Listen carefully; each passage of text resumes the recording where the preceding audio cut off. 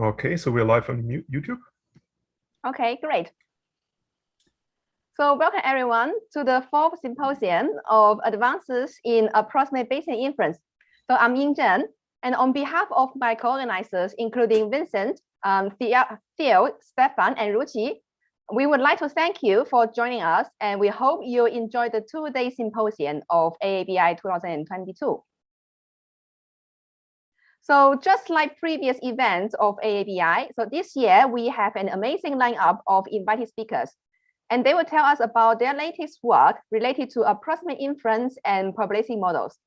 So their talks will cover a wide range of topics from theoretical studies on path-based and Monte Carlo methods to applications related to Bayesian deep learning, causal machine learning, and also differential privacy.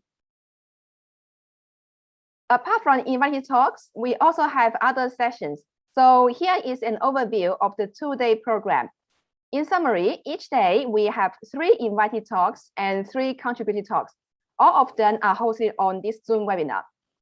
So today, apart from the talks, at the end of the day, we also have a Gallathon poster session, and I will talk about the poster session in a moment.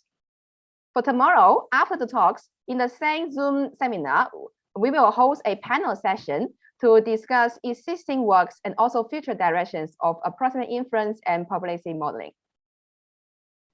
I just wanted to highlight a bit more about the panel session. Again, we have an amazing lineup of panelists, and I'm sure that many of you already know their contributions to AABI-related fields, such as Monte Carlo methods, Bayesian inference, probability programming, and deep generative models. So the panel will happen tomorrow at 5:30 p.m. UK time, or equivalently 9:30 a.m. California time, or 12:30 p.m. Eastern time. So we look forward to seeing many of you there in the panel session. Let me briefly mention how you can participate in the live sessions. So for the Zoom seminars, you should be able to post your questions using this Q&A chat function of the Zoom call.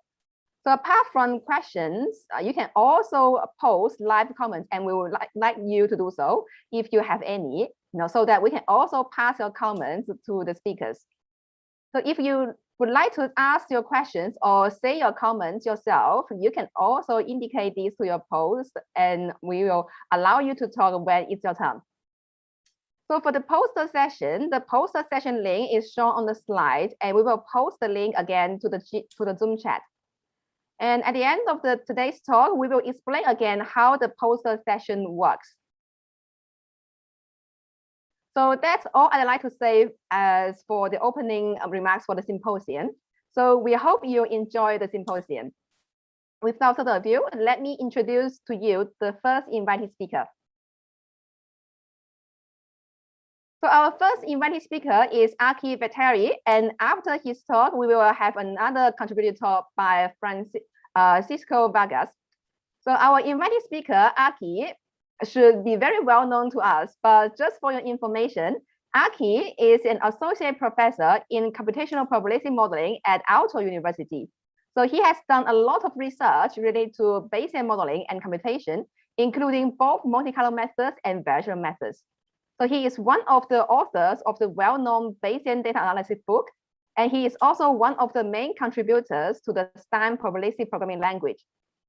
Today, Aki will tell us about his work on Pareto K as practical pre-asymptotic diagnostics of Monte Carlo estimates. So now I will let Aki to share his screen and take on that.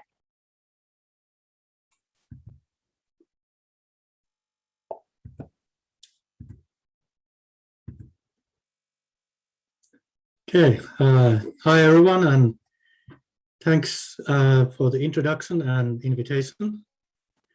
So I want to here emphasize in the title this pre-asymptotic part, and I will come to that soon. The title said only Monte Carlo, but this applies then also for Markov chain Monte Carlo, quasi-Monte Carlo, importance sampling, particle filtering, stochastic optimization, stochastic variational inference, estimating divergences, assessing distributional approximations. So I hope there's, for quite many of you, something useful here. I'll start with the basics to introduce the notation I use, remind some of the terms. So assume we have variable theta, and we are getting draws from some distribution p theta, and then we can compute expectations or estimate these expectations of some functions of theta by just taking empirical average of using those draws. And it's known that this is then consistent, unbiased, in case of MCMC asymptotically. And if variance is finite, central limit theorem holds, and variance of this estimate goes down. So variance of this distribution divided by S. And in case of MCMC, we need to take into account the within and between chain dependencies. But after we have certain number of iterations, again, getting more iteration gives us the same convergence speed. In importance sampling, we have some other distribution G. We hope that the G is similar to P, but it's for some reason it's easier to get draws from there. And we can again compute the expectation. Now we just need to weight these draws, and here the weight is W, and it's simply just the ratio of the target distribution P and this approximate distribution G. And it's known that this estimate is consistent, unbiased. Sometimes it's also that this P especially is unnormalized, for example, when it's a posterior distribution. And then we need to normalize, but we can do this normalization with self-normalization. And so here you can see that we have also then now, instead of dividing by S, we are dividing by the sum of these weights. And it's also the self-normalized importance sampling is consistent. It has small bias, which gets smaller when the sample size grows. If now H times W and W have finite variance, central limit theorem holds, variance goes down again as 1 per S.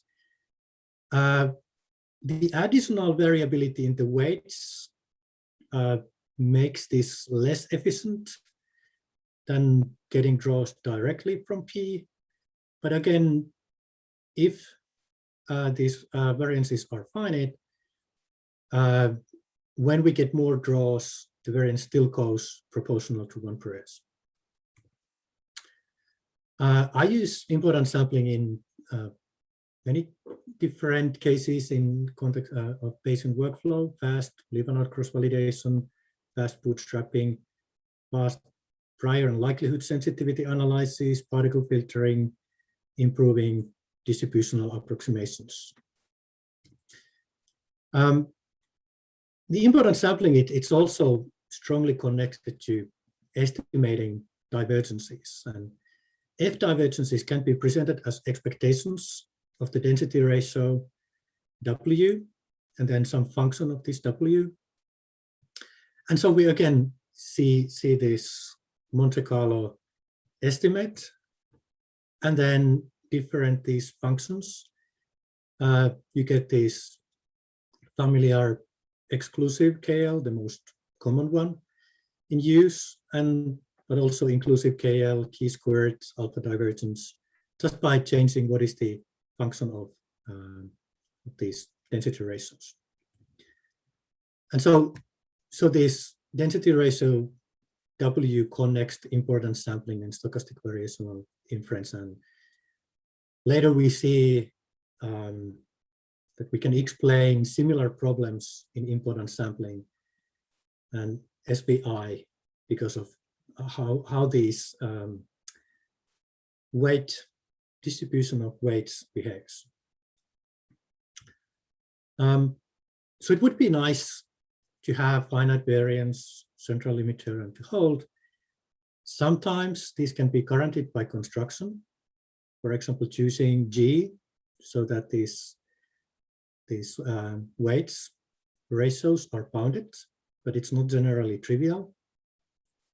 There's also possibility that variance is infinite, but mean is still finite.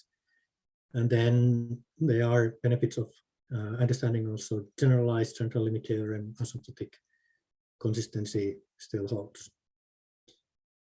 But the problem is that even if we would be able to guarantee by construction finite variance, pre-asymptotic and asymptotic behavior can be really different. And this is now the important point of this presentation and practicality of this Pareto K diagnostic. I use very simple example, so it's easier to get insights what's going on. So I assume you are familiar with normal distribution and student T distribution, and student T has less than new fractional moments, so I can control how many finite moments we have. And then the normal has all finite moments. So I'll just start drawing from normal distribution and then compute the cumulative mean. So I'm showing what is our current estimate given certain sample size, and then sample size is increasing. And in the beginning, it is possible that we have even like here the trend, but eventually it starts to stabilize, and then we can also see the small variation there. The variation decreases as 1 per s. I also plot for x squared, which is related to estimating variance. T4 has still finite mean and finite variance, so estimating finite mean easy, it stabilizes, variation there goes down as 1 per s. Also for x squared, eventually the variation goes down as 1 per s. But then T2, it has finite mean, but it has infinite variance.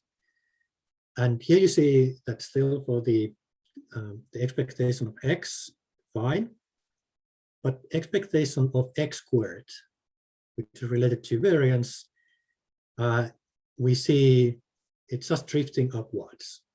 Variance is infinite, so if we would keep growing more and more, it would drift higher. But of course, with any finite sample size, we would see finite estimate of expected squared x. And it would mean also that if we would try to estimate variance of this distribution, we would always get with finite sample size, finite estimate, even if it doesn't make sense because the true variance is infinite. T1, also known as COSI, estimating mean, you can see this jumpiness, it stays similar. Jumpiness doesn't get smaller. The expected sum size keeps the same. And so getting more draws does not improve our estimate for the mean. Mean doesn't exist. And even worse for the x squared, it's just drifting up higher. I thought that it's too tight to fit the t half, so now I'm just shifting these to left and adding t half then to the right. And if we try to use the Monte Carlo estimate, we can see huge jumps. So in this case, using just one draw gives us as good estimate as any number of draws if we think as these as estimates for some location. Of course, they are not estimates for the mean because mean doesn't exist. And expectation of x squared getting bigger, even bigger. But there also you can see that it's getting bigger in rare terms. So now we knew what the distribution was, but in practice, we don't know. How do we then diagnose how many moments they have? Are we able to get good estimates? Are the variance, is the variance finite? Is the mean finite? Does the central limit term hold? We can use this theory from Pickens that many distributions have tail. So tail starting from some value u and then onwards. And of course, if we could have tails on both ends, we can generalize this also to other tail. So many distributions have tail that is well approximated with generalized Pareto distribution. The bulk is in bounded range. So the bulk has always all finite moments. And now we can focus how many finite moments tail has. And so we can look tail more detail, starting from just u, and then showing that the tail here is T4 tail, and then generalized Pareto distribution with shape parameter k 1/4. And the general Pareto distribution is approximating the tail well. In practice, we don't know that the target is T4, but if we have draws from some distribution, we can fit this generalized Pareto distribution to these draws. So we take just largest draws, so those which are in tail, and fit generalized Pareto distribution to those draws. And then this generalized Pareto distribution has shape parameter k, and then the distribution has 1/k finite fractional moments. So we don't need to care about the bulk because bulk has all moments finite, and then we check fit generalized Pareto distribution to the draws in tail, estimate k, and from there 1/k tells us how many fractional moments we have. I'm talking about fractional moments like in student t, the degrees of freedom nu, it can be also non-integer. And you can see also later, it's useful that we think about these moments as a continuous thing and not just as an integer number of moments. So let's see, what happens then? We use the Pareto K diagnostic.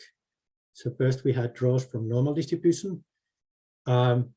Smallest number of draws I start with is now 50, and from those 50, 1/5.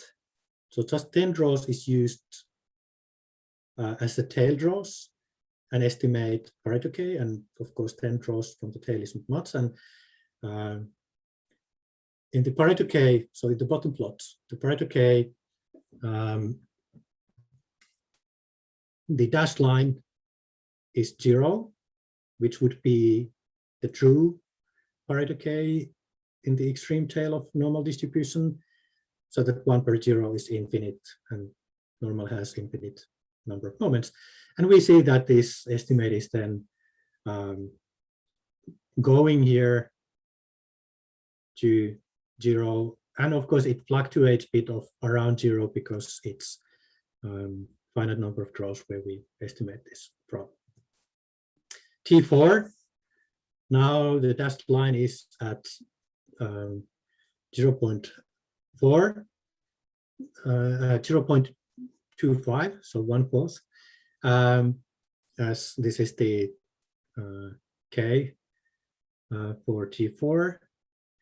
T2 has 2 moments, and then K is half. T1 has one finite moment, and so K is 1. And we can see that it can take some time, some quite big amount of draws, and this is related to also that we are not using all the draws to estimate Pareto K. We are using only the tail part, and even so that when we get more draws, we are using only draws from more extreme tail to be more certain that this, what Pican said, holds. But even if this is not right away saying 1, it's already above 0.5, so we can be quite confident here that the central limit theorem is not holding. And T half K should be 2, and we are around there quickly. Now in these previous examples, it was easy that like the asymptotic behavior was also similar to pre-asymptotic behavior. But it gets difficult in other cases, some cases. So we can make estimates only based on what we have observed. So here I start with this, that the draws are from T half, and you saw that so it has infinite mean and infinite variance. But what if I truncate this distribution? And in this case, I took so that the values below -8,000 are put to -8,000, and values larger than 8,000 are put to 8,000. And you see the histogram now there. You can see it has a very long tail. So it's faint tail here, but there are some blue, very thin histogram bars there. And then we have a bit more, those which were min-maxed there. And this is now showing the absolute values for clarity. So now the distribution is bounded. Because it's bounded, all the moments are finite, variance is finite, central limit theorem holds asymptotically. But when we start getting draws from this distribution, we rarely get draws from here, and it begins to first look like that it has really thick tail. And here's the behavior. When we start getting draws, it first looks like that tail is thick. We get big jumps. The estimate is not reliable. For x squared related to variance, also suddenly big jumps, then nothing, big jump. But at some point, it starts to stabilize. Error starts to get, variation starts to get smaller. And now the nice thing about the Pareto K is also that it's seeing those draws we are using to make this empirical average. And it sees that it first looks like that the tail is thick. And it's saying that the estimate is unreliable. But if we keep drawing, it eventually starts to see that also that the tail is actually ends somewhere and then has bound. And then it can also, the estimate can drop. The dotted line here is 0, and the negative values indicate bounded distribution. In this case, I intentionally chose those -8,000 and 8,000 so that we could see this shift within 10,000 iterations. If I would make those bounds further away, we would need more and more draws before we would see that it is bounded. If I would put them like somewhere minus billion and 1 billion, it's likely that I would not have time to draw that many iterations, and we never would see this effect, even if it's in theory asymptotically bounded finite variance. And these kind of examples happen in practice actually quite often. So we get tick-tailed distributions commonly in importance sampling and divergence estimation. The usual case, also mentioned often in the literature, is that if G has thinner tails than P, then this density ratio weights, the distribution is likely to have tick tails. The usual recommendation is then that let G has thicker tails than P so that you would have bounded weights. But now if that bound is far, this doesn't help. The tail looks, even with many, many draws, tick-tailed. Easy example is just go to high dimensions. Often importance sampling is demonstrated in low dimensions, but if you go high dimensions, it gets much, much more difficult. Here, the true target distribution is normal, multidimensional normal. Proposal distribution G is 2 × 10⁷. It has thicker tails than normal, and thus ratios are bounded. 100,000 draws, increasing dimensionality is estimating the normalization term. So here, x-axis is now the increasing dimensionality. Effective sample size with low dimensions, about 100,000. But now, the variation of the weights gets worse, and eventually the effective sample size gets close to 0. So we have very unreliable estimate.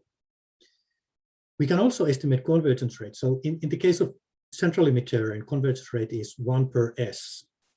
And this one is like 1 per S to 1. And then here the half, so half is around here, means convergence rate is 1 per S to half, so 1 per S squared. So you can understand that it's getting more draws reduces the error much, much lower. And we can all this, we can diagnose with Pareto K. So in low dimensions, Pareto K is below 0.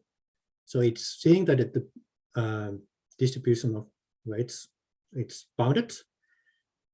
But with the increasing number of dimensions, that bound goes so far that the K hat starts to increase.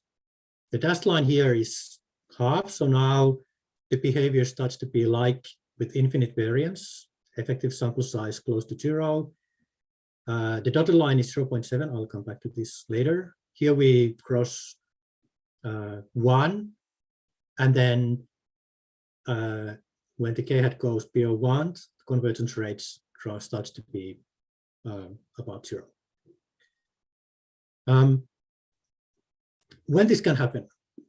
Well, so here we had this normal distribution and student T distribution, and I'm now showing you marginal density. So if we take a draw from the normal distribution and then calculate how far that is from origo, and then look at the marginal distribution of distance from the origo. And then this blue line, blue curve here, it's showing now the marginal density distance of the draws from the origo, and the student T with equal variance, the marginal density is this. And we can see that most of the draws will be around here with very low density of the target distribution. And we rarely get draws here where even there's still higher density. So we need to have the importance ratios, and let's look how they look like. They are bounded. So here's the largest importance ratio. But look at the scale. The largest ratio is something like 10 to 158. Also, in order that we would observe that where these largest weights, we would need to get draws around here. If you think about it, this is the student T density here. This is very far. Even if we would get more draws than there are atoms in the universe, we would not be even near this region. So there's no chance that we can see that these ratios are bounded. But Pareto K is telling what is the pre-asymptotic behavior at the moment. Here showing also that if we change the limit, the y-axis, how quickly these impedance ratios goes to incredibly big.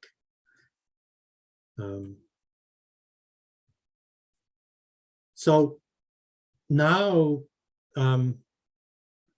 we can make the connection between then k hat and this convergence rate and also effective sample size. And as to summarize, if the k hat is below 0.5, we have central limit theorem. And then in order to halve the Monte Carlo standard error, we need 4 times bigger S. If Pareto K is around 0.7, to halve the Monte Carlo standard error, we need 10 times bigger S. And if we think about, instead of halving, we would want to get the Monte Carlo standard error to 1/4. In CLT case, we need 16 times bigger S, and in Pareto K 0.7 case, we need 100 times bigger S. So you see that to get error small, we start to need to have non-practical sample sizes. And if Pareto K is larger than 1, to halve the Monte Carlo standard error, nothing helps. It only what would help if we would get enough draws that we would see that actually the distribution is bounded. But otherwise, the next draw is not going to help.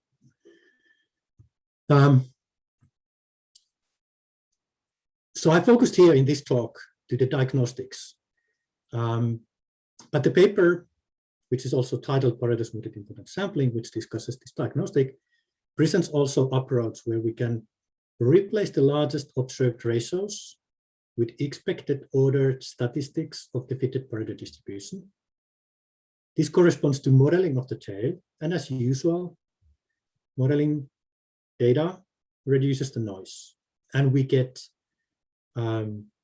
less varying estimates. And this helps specifically when the k hat is below 0.7. And there happens to be many applications where we happen to be often in that range to and get the benefit. So how many fractional moments are needed? For finite variance, central limit theorem, if we are using self-normalized impedance sampling, first we need to check that the normalization term is working well. And for the impedance, self-normalized impedance sampling normalization, we need 2 moments for the distribution of weights. So finite mean, finite variance.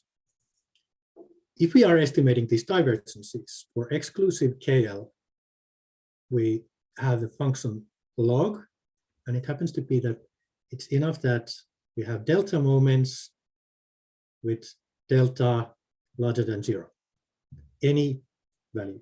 This is why estimation of this exclusive KL diverge works well. There have been proposals to use also inclusive KL, chi-squared, alpha divergence, and others, but they have the problem that they need many more moments. And if we are interested in doing variational inference for high dimensional posterior distributions, you saw my example, what happens when we go to high dimensions. It's very unlikely, except in small dimensional toy problems, that we would have this many finite moments for these density ratios, and we could get useful estimates of these inclusive KL and chi-squared. The Pareto smoothing helps. It's not about the central limit theorem, but we can say that we get small error with high probability and with practical sample sizes. And I did mention already that for Pareto smoothed impedance sampling that it works well if k hat is below 0.7. So it corresponds to that it's enough that we have about 1.4 fractional moments. So in impedance sampling, we see this helping often. For these like inclusive KL, it's still unlikely that in higher dimensional problems we would see even 1.4 finite moments, but there are cases where we get the benefit of. We estimate the Pareto k hat with fast empirical profile-based quadrature estimate, excellent accuracy compared to exact Bayesian inference, and then our paper also describes how we choose what is defined as tail. There are a lot of use cases already where we we started with the impedance sampling and the Pareto smoothed impedance sampling, but eventually we noticed that this Pareto K, just as a pre-asymptotic diagnostic, is also very, very useful. And so we have applications in leave and out cross validation, Bayesian stacking, leave future out cross validation, Bayesian bootstrap, prior likelihood sensitivity analysis, improving distributional approximations from variational inference or other algorithms. Implicitly adaptive impedance sampling can improve these results. We use Pareto K to diagnose with the stochastic optimization. Convergence results are possible. So also the stationary distribution of stochastic optimization hopefully would have finite variance. We analyze these different divergences I mentioned before and gradients, whether those estimates have practical accuracy, and also example of using this just in plain MCMC diagnostics. There are also then in the last slide the full references, so it should be available later on the seminar website, and or if you stop the YouTube video. Okay, that's it. Okay, thank you very much, Aki, for your great presentation. So currently we still have a few minutes for Q&A. So I would suggest if you have any questions, you put the questions in the Q&A box. So maybe I will start from a few questions. So I guess maybe can you say something about like how actually, so what are things that maybe ESS can do or ESS cannot do, but the Pareto K hat estimate can do in terms of the diagnosing the impedance sampling performance?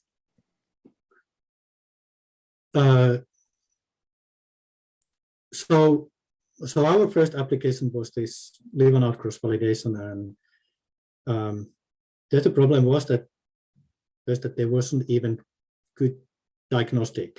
That how do we even know when it works?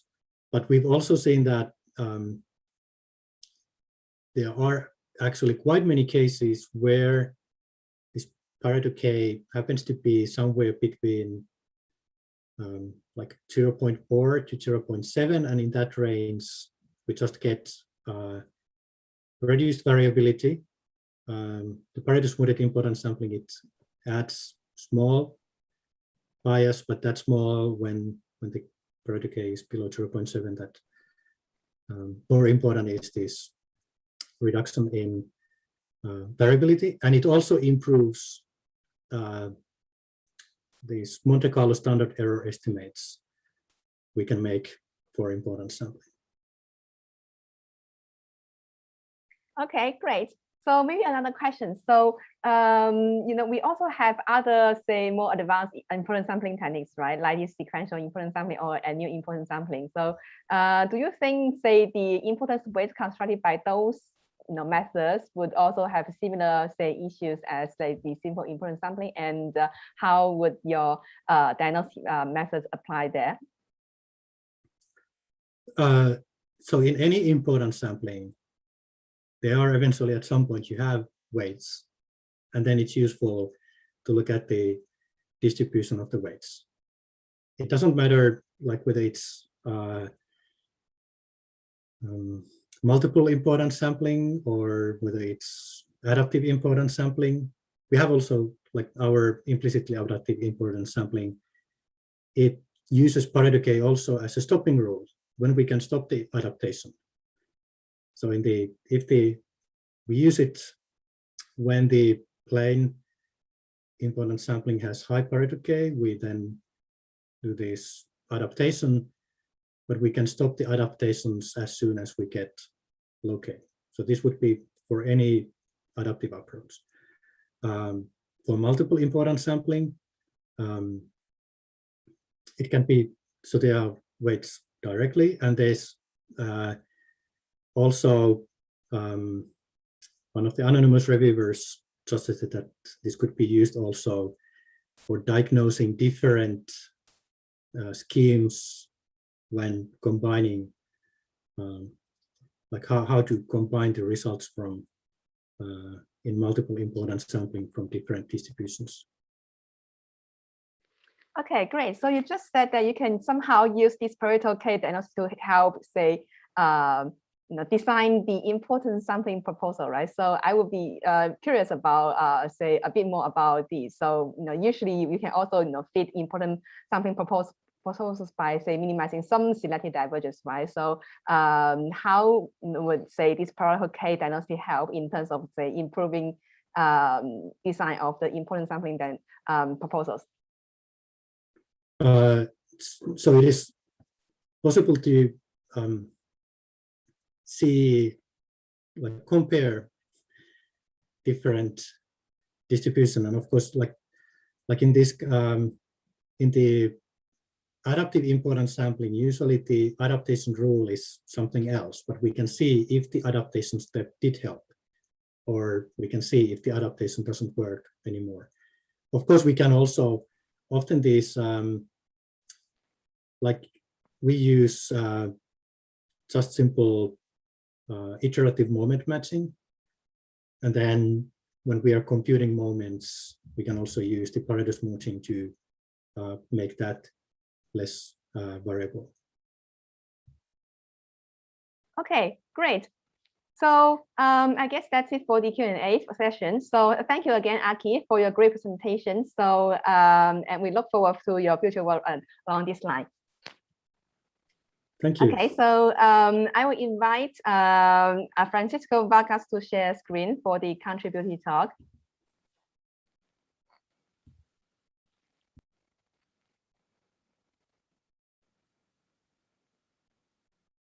Is that working?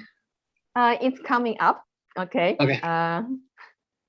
It shows that, okay, you start sharing. Okay, so yes, we can go to full screen, and while I will introduce you. Okay, so so we have our first contributing talk given by Francisco Vargas from University of Cambridge. So he will tell us about their work on Bayesian learning via a Neuro Schrödinger formal flows. So back to you. Yeah, thanks. Okay, yeah, just to get started. So very quickly, in a nutshell, we explore quite an old framework. Actually dates all the way back to Schrödinger, 1942. But some of the more technical results are around the 80s that they came around. And some of the recent results, 2019 by Zhang and Ruqi. And we explore this framework for just kind of like standard Bayesian inference tasks, regression, classification, ICA, and demixing. When it comes to all the work that's been over this before, been mostly theoretical. So when it comes to applying this in practice, there's a couple of interesting practical and also theoretical conceptual insights that came. Some of them were addressed, some of them we just leave for future work. So yeah, so just quickly to this is to clarify the setup. So we just have a standard setup from like the SGLD paper and many other papers Jerome and Carl heard. So we just we assume that the data points are ID when you're conditioned on the latent parameters, the parameters of random variables. And our target is to generate samples for the posterior so that we can compute all these posterior predictive moments or distributions, etc. So the motivation is, like everyone's kind of familiar with this particular algorithm right now. So SGLD, for example, This algorithm is quite cheap to compute, right? You just need to take gradients of the joint distribution as shown here with some right scalings to allow for concentration. The main thing about this is that this is like an equilibrium algorithm. So it converges as time goes to infinity, right? So it's never exact sampling, right? Because you can never attain, computationally, you can never attain such a limit. And there's always a trade-off between like step sizes. Do you make step sizes large so that you can, get very close to T infinity, or do you make step sizes very small and many step sizes so that you can have accurate discretizations of this stochastic process above? So it has this tricky element to it. So I want to introduce this old problem I mentioned, which dates back to Schrödinger. So the Schrödinger bridge problem is an optimization problem where you have a prior SDE, which is shown here with this mu0. So it's just a stochastic differential equation, kind of is like a prior, not quite in a Bayesian sense, more in a maximum entropy sense.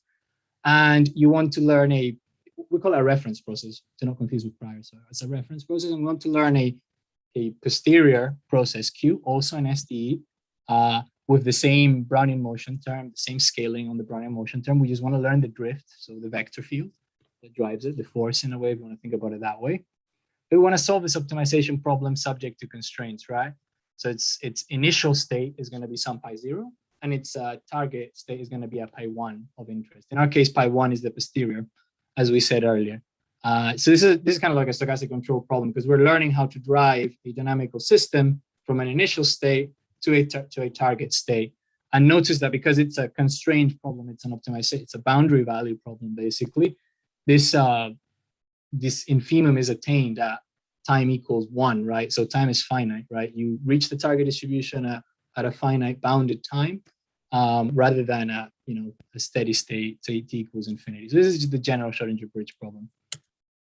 So it's important to highlight that we don't really care about what pi0 is in this application that we're looking at. We only want to reach the posterior. So pi0 could be any distribution, right? Pi0, and it's actually really convenient if you set pi0 to be a delta function, then this boundary value problem that has two constraints actually becomes just an initial value problem. And this corollary 4 is just a direct consequence of theorems from Diprat 1991. And it's it's basically like if you minimize this objective shown here, which doesn't have any constraints, it's a completely unconstrained objective, right? So if you minimize this unconstrained objective, then the distribution at time equals 1 of this optimal SDE, of this controlled SDE, this controlled process, is exactly equal to the posterior. And in fact, this solves the Schrödinger bridge problem above here in definition 2, right? It's just a sort of like a dual formulation without constraints. It's very, very easy computationally. Like this expectation is easy to evaluate with the Euler discretization, Euler-Majorana discretization. Everything here you can evaluate as long as you can parameterize this mu with some flexible class of functions. So just a little bit of context. This is formally, this is a stochastic control problem. And it satisfies the following value function, right? Notice this value function is just the same objective, only that in a dynamic programming fashion written, so only from t all the way up to 1 rather than from 0. And you can actually write the optimum of the previous objective in terms of the gradient of this value function, right? Which is quite a nice formulation, because this value function also happens to satisfy this particular PDE known as the Hamilton-Bellman-Jacobi equation, which should remind you of the Bellman equation in RL. It's actually exactly the same as the Bellman equation in RL. It's just a continuous time version, right? So the nice thing about this is that when this particular PDE admits a closed form solution via Fleming's logarithmic transform and the Feynman-Katz formula, and the closed form solution looks something like this. So it can be linearized by just taking a log and exponent. There's a nice trick and a chain rule that allows you to solve this PDE. And yeah, this particular equation is quite nice, right? It gives you the optimal drift, right? So it's the drift that will take you to the target. So there's an expectation with respect to the prior, to the reference process. Could be a Brownian motion, actually. The reference process you're free to choose to some extent. And then the term inside is just the R&D between this Gaussian term, which is, the law of the prior at time 1, and your posterior. And you don't need to evaluate the normalizing constant. You can prove quite easily that the normalizing constant of the posterior kind of vanishes. So you can evaluate this sort of tractably. The problem with this, and we call this the heat semigroup, this operation, but the problem with this, the Euclidean heat semigroup, the problem with this formulation is that every time you have to evaluate the drift, you have to sample. You have to do and depending on the prior, you have to do an Euler discretization. You have to generate a bunch of samples, compute a Monte Carlo estimate, and then on top of that, you have to take the logarithmic gradient, right? And this is not quite efficient. We'd like to be able to evaluate the drift just quickly, like with a forward pass, for example. So this is why we don't use this heat semigroup formulation. Instead, we want to look at the stochastic control objective that we showed earlier. So this is the objective that we want to solve, the one in corollary 4, and the reason is because it's easier to evaluate if we just parameterize U with a neural network. It's quite simple. Of course, it will no longer be exact; it will be approximate. So just a quick connection here. So these objectives, like you're looking at, you're seeing there's scale divergences, there's a relative entropy, there's entropies floating around. So it feels a lot like just doing some sort of variational inference with an SDE parameterization of the posterior.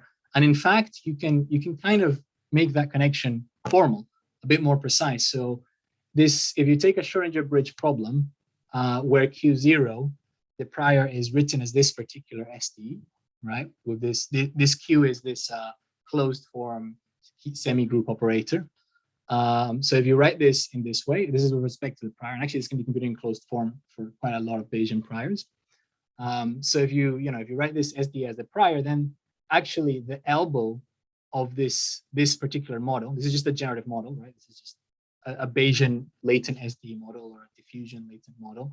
So the Bayesian elbow of this model, which is a well-defined object, actually corresponds exactly to solving this particular Schrödinger bridge problem with Q0 as the prior.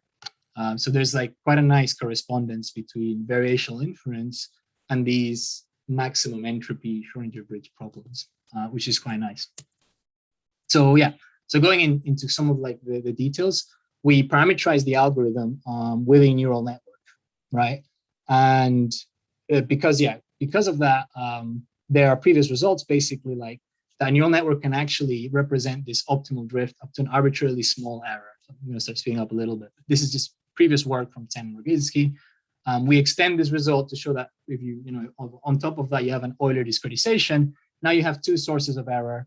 One is like in terms of the number of parameters of the neural network to some extent, which is this epsilon, and one is in terms of the depth of the neural network, the depth of the stochastic flow, which is this delta t, that is proportional to discretization term. And the algorithm is quite simple. So you can evaluate the loss function is down here, this G line here. Everything is easy to estimate. Of course, it's all approximate. We're discretizing, we're doing Monte Carlo estimation, but it's easy to compute, and it's very much reminiscent of just VI.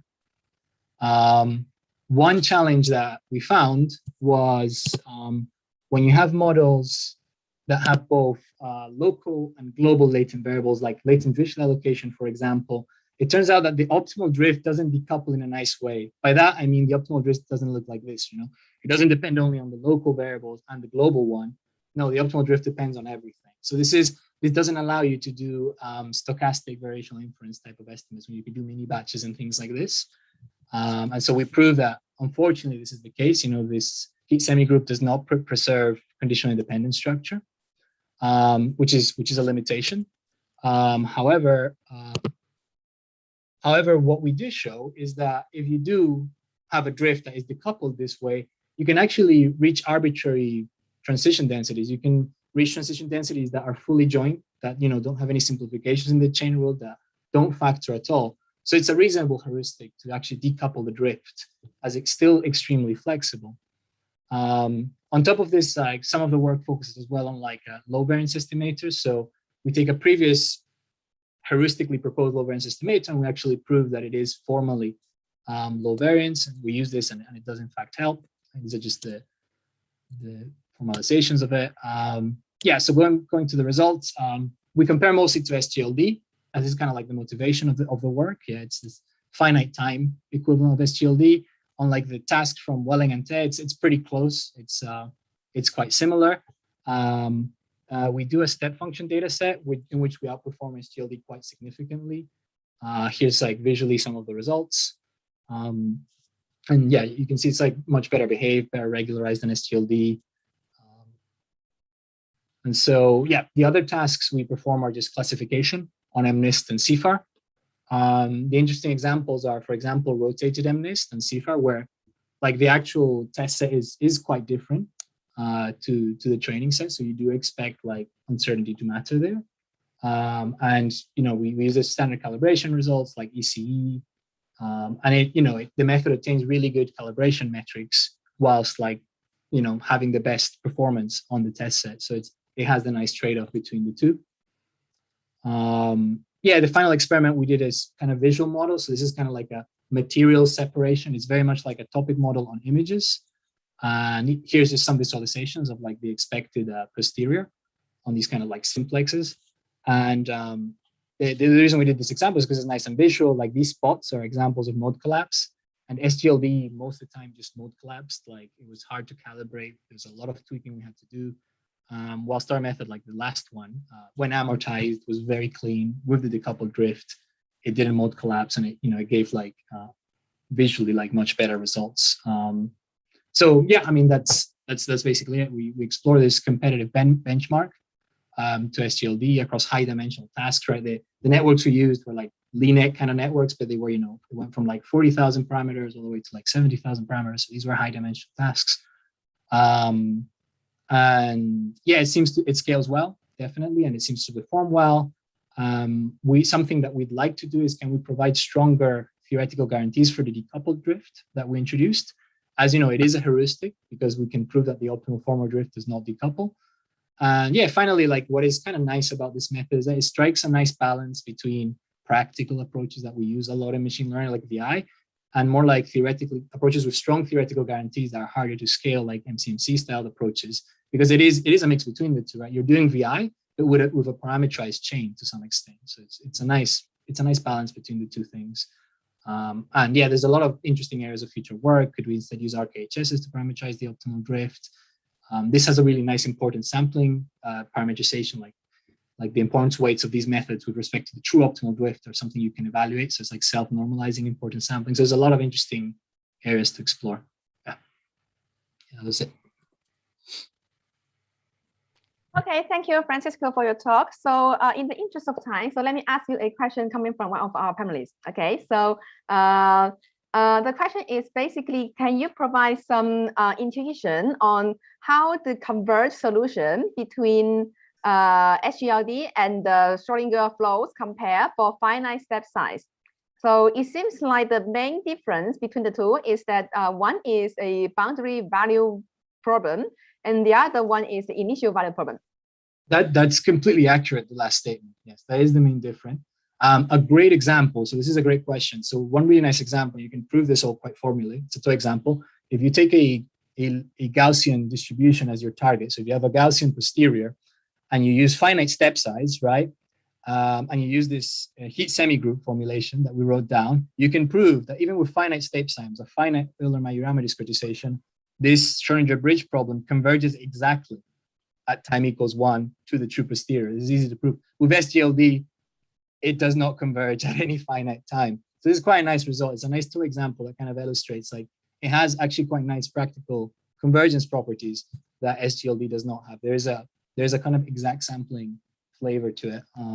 Of course, in practice, we have a finite discretization. We will never actually sample, except with this Gaussian example, we'll never actually be sampling exactly from the targets. But yeah, that's a great question. Okay, thanks for that. So perhaps I have another question. So I'm curious about how you actually, in practice, parameterize your drift, right? Because my understanding is that you're going to learn the drift function, right? But you might also see the result from previous SGMCMC that there is a sort of like a recommended formula for you to parameterize the drift. For example, like this complete recipe of SGMCMC. So yeah, so how do you actually parameterize your drift? So we wanted to do a fair comparison. So the drift is just it's just a neural network initialized to 0 to begin with, right? The weights are 0. You could be more clever, but I feel it's a bit like cheating for comparing. Okay. You could add a modulated SGMC, like SGLD modulated term, just add the score as an extra term. And there's other works that recently, concurrent work came out, is not focused on Bayesian inference. That concurrent work came out just looking at sampling toy examples and things like that. And they did that, they added the gradient the score term, basically, like SGLD or ULA. So you can do that. That will improve results for sure. It just feels a little bit cheating if you compare it, because you're just combining SGLD with your method plus a neural network. Yeah, it's going to probably perform better. Okay. So we just compared it to the raw, just neural network. It's just a neural network that takes in the parameters of the Bayesian model as inputs and time. We just concatenate the two. It's super naive, the parameterization. Okay, then I guess you doesn't use, say, gradient information, but it still works, which seems like very promising. So if you actually have, let's say, further, say, more advanced designs. Yeah. Okay, great. Thank you, Francisco, for your presentation. So I think we should progress to the next speaker. So let me share my screen for the introduction. So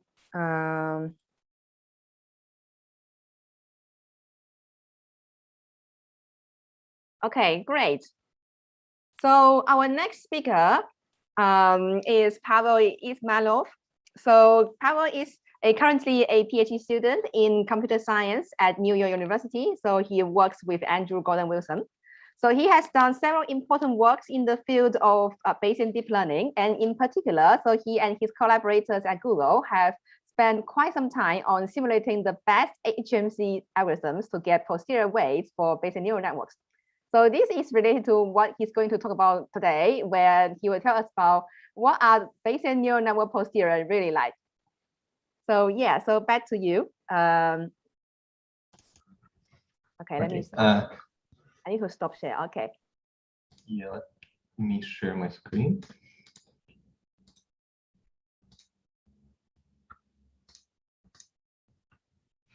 So Great. Can you see my screen? Yes. Okay.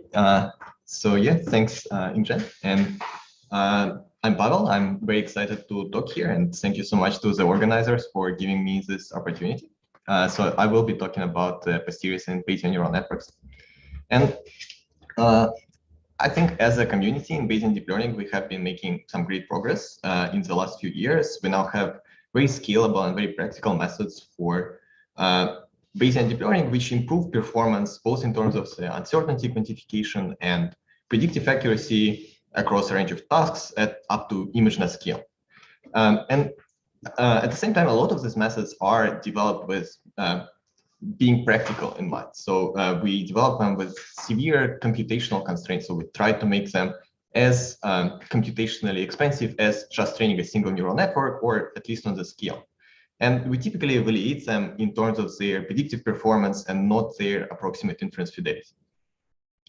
So at the same time, we have recently started asking these deep questions about the true nature of Bayesian neural networks. So we try to understand their generalization properties, phenomena such as the cold posterior effect and the role of the priors.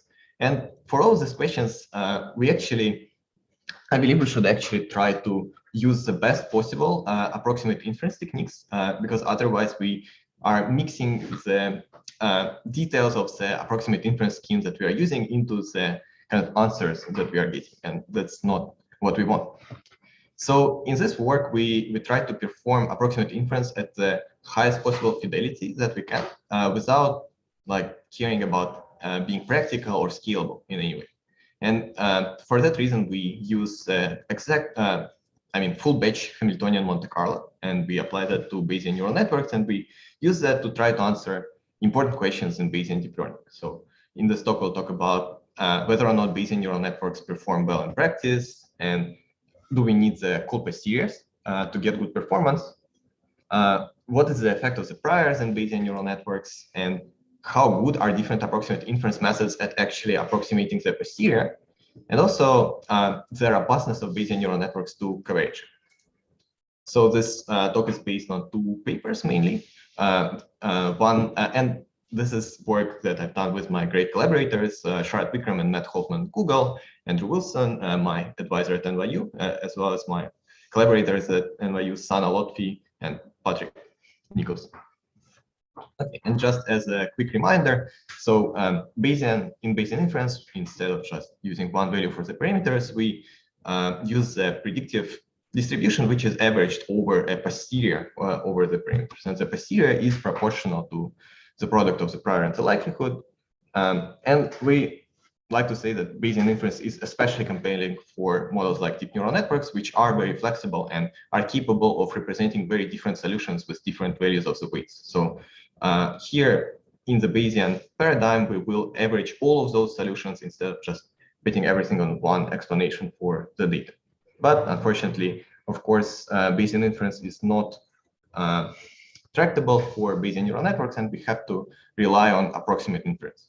And what we typically do in practice is we have some way of generating the samples from the approximate posterior distribution, which we then average in.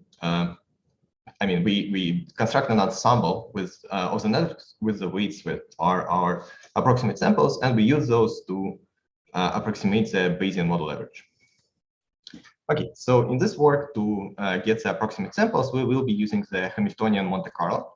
So you can think of Hamiltonian Monte Carlo as simulating the dynamics of a particle that slides on the plot of the log density function of the distribution that we're trying to sample from. So at each iteration, we start with samples that we generated previously. We select a random momentum vector, and we then simulate the trajectory of the particle according to the Hamiltonian dynamics.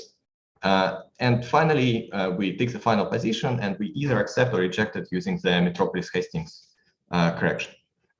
And the procedure has a lot of nice properties. It's asymptotically exact. It is well studied and well understood in statistics. And it was actually used in some early work on Bayesian neural nets by Redford Neal and got some really cool results. But on the downside, it is really, really expensive because we need to compute exact gradients. We cannot use stochastic gradients. And also, we need to compute a lot of these gradients on to produce just one sample. So we actually, in some cases, have to compute like hundreds of thousands of exact gradients of the loss on all of the training data to just produce one sample. And yeah, just to give you an idea of the computational complexity. So most of the recent works on like Bayesian neural networks use about like 1, maybe 5,000 of training epochs worth of compute to estimate the posterior.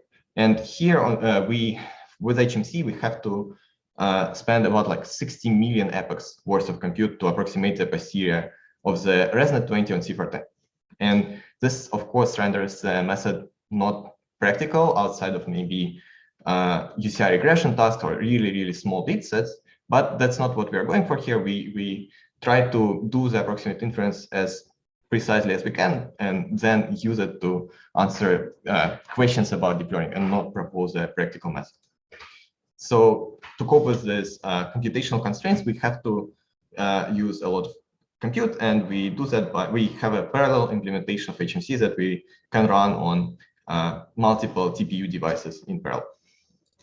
Okay, so in the papers, we look at some diagnostics for whether or not HMC is mixing and whether or not it's converging. And here I want to focus on the R-hat diagnostic, which you can think of as roughly the ratio of the between chain variance to the within chain variance. So we run multiple chains of the procedure, and we estimate the variance within a chain and of all the chains combined.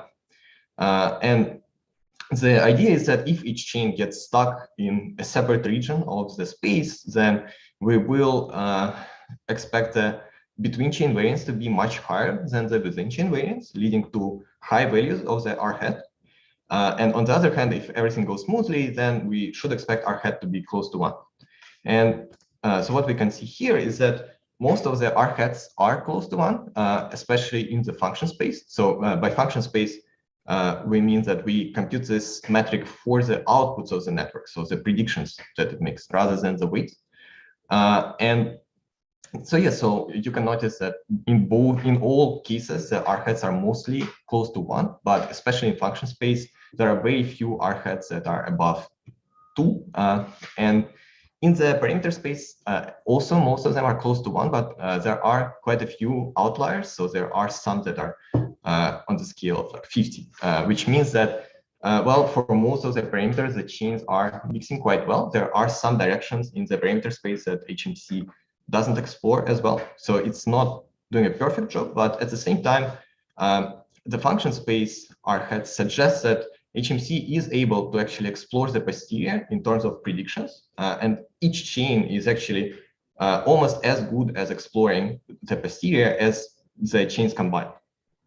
And so we can intuitively connect this observation to the mode connectivity observation from prior work, where it was shown that the different modes in the posterior of Bayesian neural networks are not isolated from each other, so you shouldn't think of them as isolated balls. Instead, there are paths that connect them, such that along those paths, the posterior is always high density. So you never have to cross the barrier, a barrier of high density, of low density, sorry, to get from one mode to another.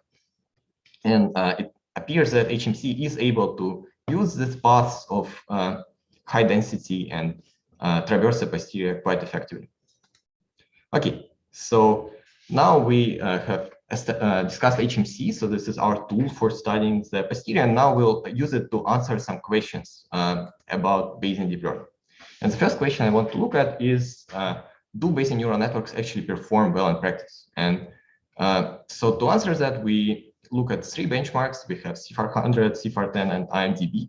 For CIFAR datasets, we use the ResNet20 model. And for IMDb, we use the CNN LSTM model. And these are the same datasets and models that were used in the cold posteriors work.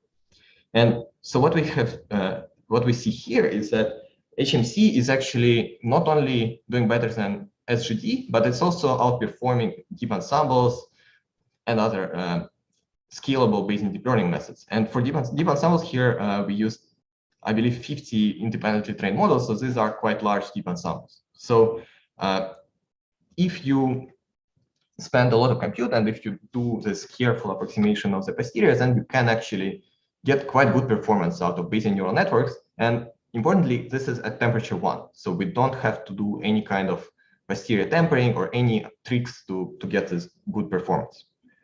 And this may be surprising to you in the light of the recent work on the cold posterior effect. So the cold posteriors are distributions that are proportional to the posterior raised to the power of 1 over t, where t is the temperature. And temperature 1 corresponds to the standard Bayesian posterior. Temperature 10 corresponds to warm posteriors. So these are distributions that are softer with like higher variance than the actual posterior. And temperature below 1 corresponds to sharp distributions that are very concentrated around the high density solutions of the original posterior. And it has been shown in prior work that if you take just standard Bayesian neural network, the posterior temperature 1 actually underperforms the standard SGD solution. And you have to use a really low temperature to get good results out of the Bayesian model average. And so this does seem to contradict our results. So to look at this further, we actually repeat this experiment where we take the CNN LSTM architecture, in this case on the IMDb dataset, and we just do the same experiment where we plot the performance as a function of the temperature. And what we see is that, in fact, in this particular case with the prior that we use, which is a Gaussian prior with a relatively low variance, actually temperature 1 gives us the best performance across the board. So both warm and cold posteriors here reduce the performance. So not only cold posteriors are not needed to get good results in this particular case and in general, but in fact, they can sometimes hurt performance. So yeah, this seems to contradict the cold posterior result. And the resolution here is that it seems like a large part of the cold posterior effect is caused by data augmentation. So even if we just take the code that was released by the with the cold posterior paper and we just turn off data augmentation, then already the cold posterior effect is alleviated. So the, in fact, temperature 1 posterior performs better than temperature 0, then below 1 temperature posteriors. And yeah, it does seem like data augmentation is a very important factor in the cold posterior effect. So I have to say that there are, of course, other examples where it has been shown that you can get cold posterior effect even without data augmentation.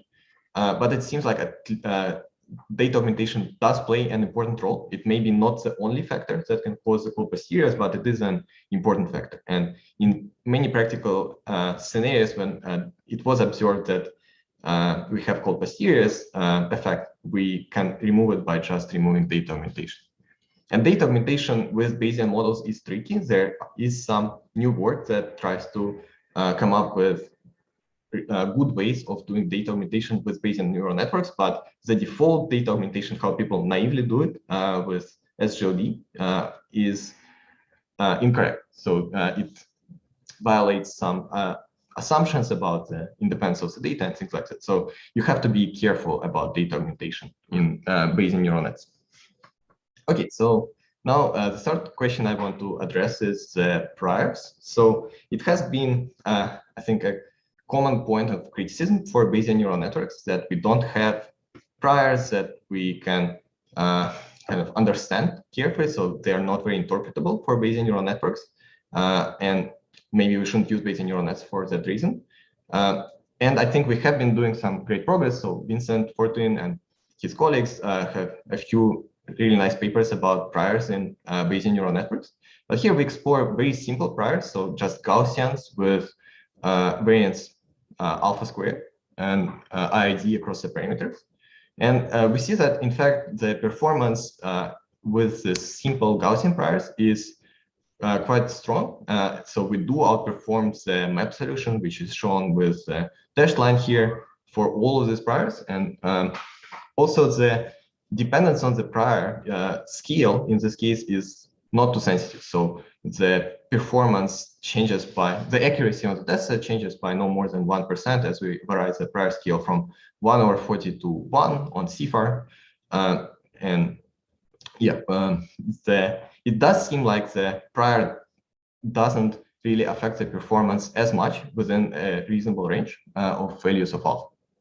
So the way we like to think of this is that while, of course, the priors are important over the parameters, the prior that really matters is the prior over functions that we get by combining the prior over the parameters with the functional form of the model. And it does seem like even if we use a very simple vague Gaussian prior over the parameters, the prior that we get in the function space is quite useful. We do get quite good performance. And it's not too sensitive to the specific details of the parameter prior. Okay, so now the next question that I want to discuss is approximate inference methods. So as I mentioned in the beginning of the talk, we do have a lot of really practical approximate inference methods, but we almost never evaluate them in terms of how well they can approximate the posterior over the parameters of the Bayesian neural net. And the HMC is often used as a good reference in really small scale experiments, but we never had a good reference for larger scale, like realistic Bayesian neural networks. And now in this part of the talk, we will be using our HMC samples as a reference to compare the predictions of other methods to HMC. And here we train all the models on the CFAR10 dataset, and we measure the predictions on either CFAR10 or CFAR10C or CFAR10 corrupted, which is a dataset that combines a lot of different corruptions of the CFAR10 test set.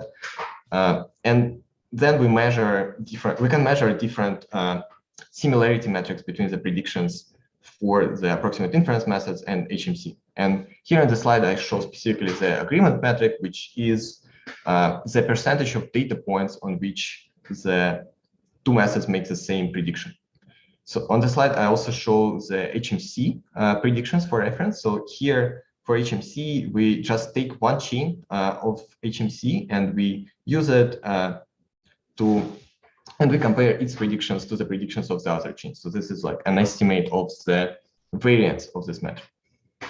And so what we can see here is that, first of all methods do make predictions that are quite distinct from HMC. So all of the other methods achieve agreement that is much lower than a single HMC chain.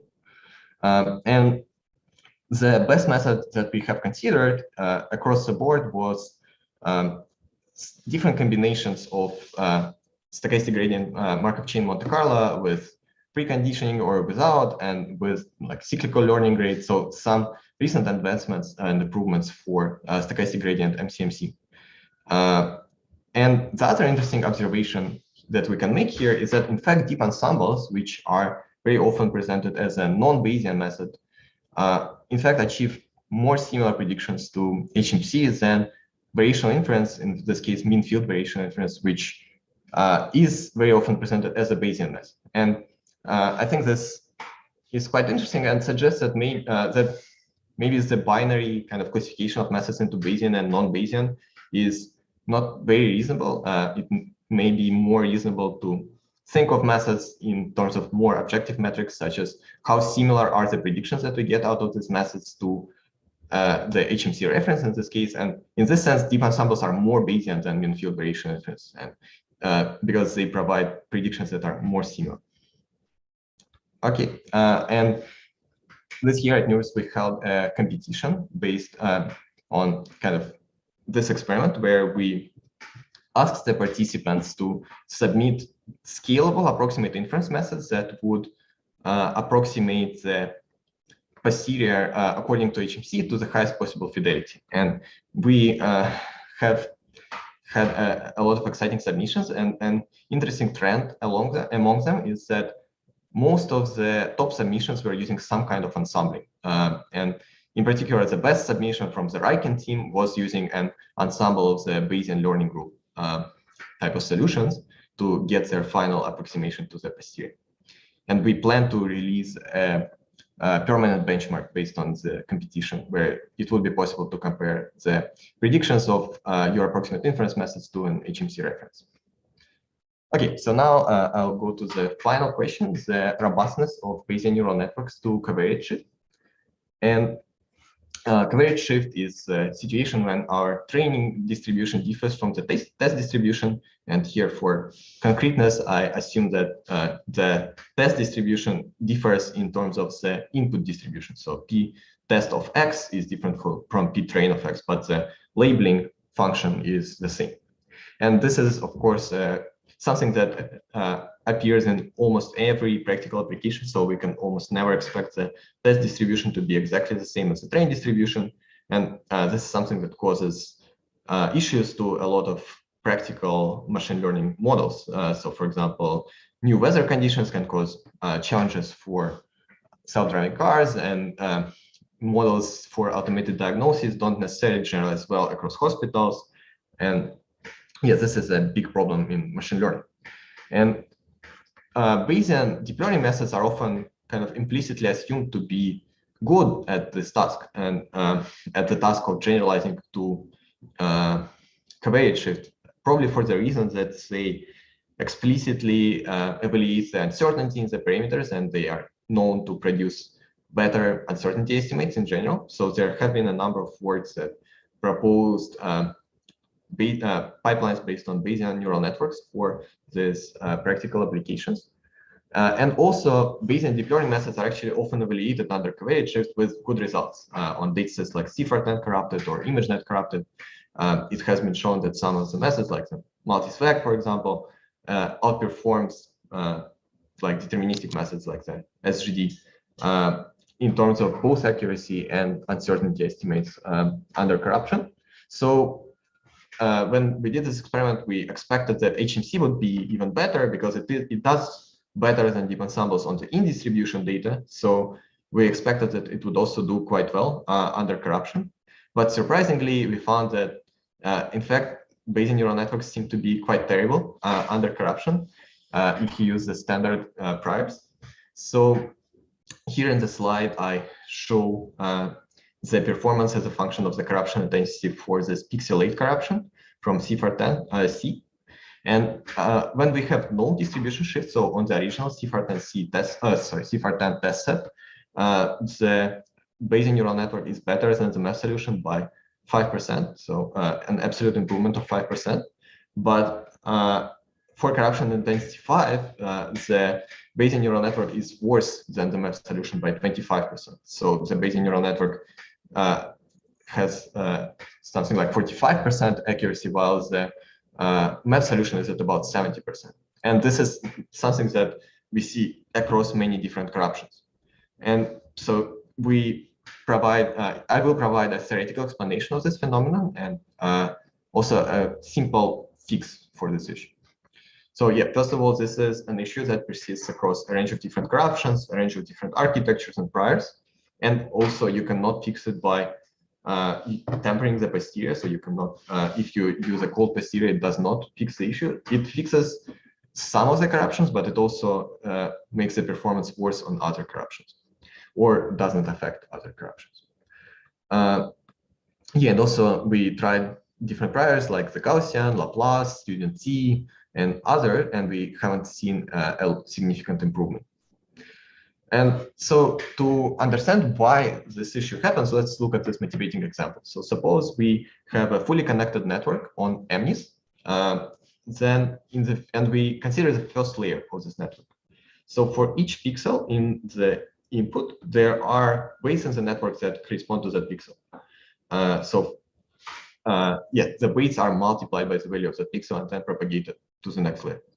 And so on MNIST, we have a bunch of pixels that are just always black. So for example, the pixels near the very corner of the image and near the boundary of the image are always black across all of the training examples. And so the weights corresponding to those pixels will always be multiplied by 0.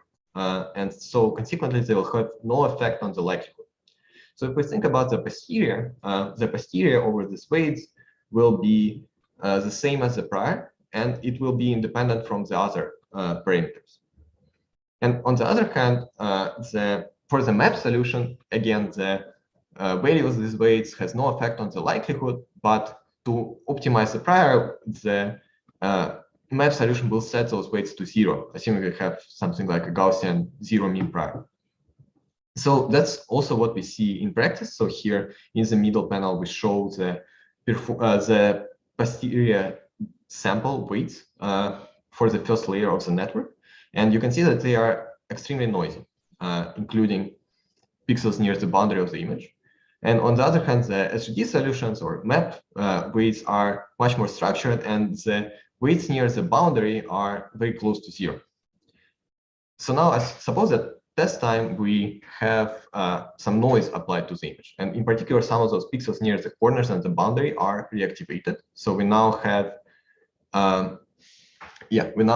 those pixels not 0. And in the Bayesian neural network, what we'll have is that basically we have random values of those pixels multiplied by a random value of the weights from the prior and propagated to the next layer, which will basically affect the predictions in an arbitrary way. And for the SGD solution or map solution, it will simply ignore the noise near the boundary of the image because it has 0 weights corresponding to those pixels. And so this is the main intuition that we have in this work, and we can formalize it into theorem and generalize it to more general settings. So for the fully connected networks, the observation is the following. So suppose we have an IID Gaussian prior over the parameters, and suppose there is a linear combination of the features in the input that is constant across all the data points.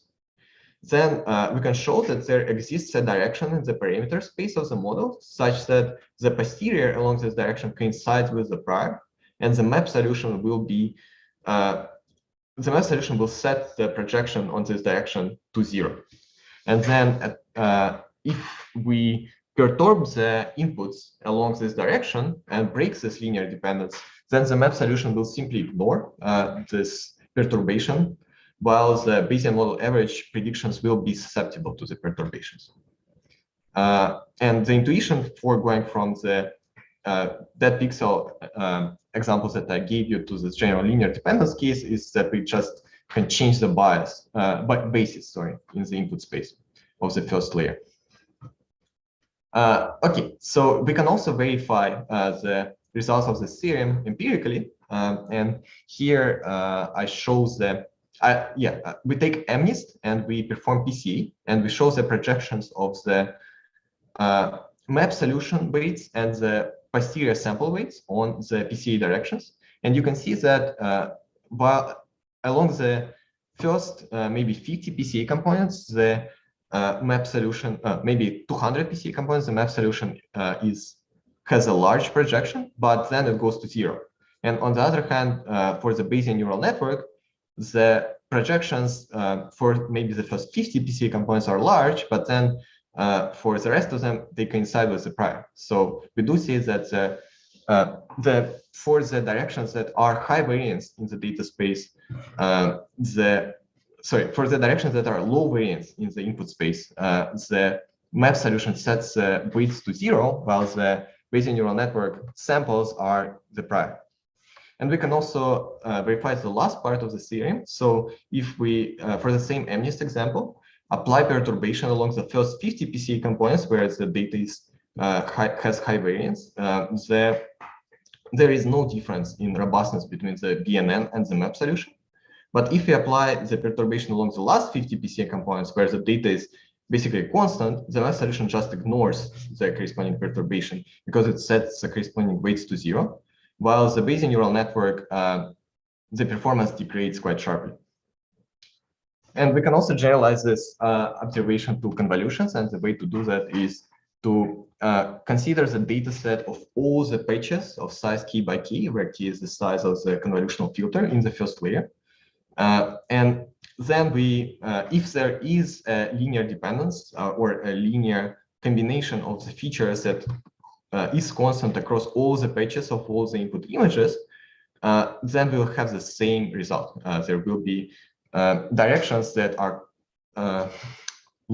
that are the same as the prior in the posterior, and the perturbation along these directions will be very detrimental to the performance of the Bayesian neural network.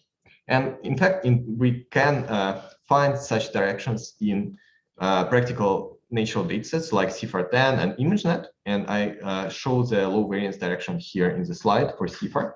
So here, the projection of all of the CIFAR images on this checkerboard type of patterns is close to 0 for all the images. Okay, so now finally we can actually, based on this intuition that we have built, we can actually propose a simple fix that improves robustness of Bayesian neural networks. And the idea is that we can simply set the prior variance along the directions that correspond to low variance directions in the data to be low, so that it will also be low in the posterior. And to do so, we simply compute the empirical covariance matrix of the data, and we use that as the covariance matrix for the first layer of our model. And if we do that, we get a significant improvement for a lot of corruptions. And in particular, on average, the Bayesian neural network with this prior, which we call EMPCOV prior, matches or outperforms the map solution, and across all the corruptions that we consider. But it's still not a full solution. We still see that on some corruptions, the performance of the Bayesian neural network is still worse than that of the map solution. And we don't match the deep ensembles on CIFAR here, even though on the original test set, we do outperform the deep ensemble. So this is not a complete solution, but this is a step in the right direction. Okay, so this is the end of the talk, and just as the takeaways are that, well, first of all, we designed this high fidelity HMC method that we applied to Bayesian neural networks, and then we use it to answer some questions about Bayesian deep learning. And what we find is that Bayesian neural nets can outperform SGLD and deep ensembles without any posterior tempering, and that a large factor in understanding the cold posterior effect is the use of data augmentation. Furthermore, deep ensembles are making predictions that are more similar to HMC than mean field variational inference. Also, Bayesian neural networks are not too sensible to the prior choice, and vague Gaussian priors can provide good performance. And finally, Bayesian neural networks with standard priors are surprisingly bad under covariate shift, but we can fix that with specifically designed prior. We release our HMC samples, so if you want to use them for your research, you can do that. Okay, that's it. Thank you. Okay, great. Thank you. Thank you, Pavel, for your great presentation. So now we have a few minutes for Q&A. So if you have questions, you should post that in the Q&A box. So there are a few questions. So to start with, okay. So maybe the first question is about your HMC simulation result to test the co-posterior effect. Okay.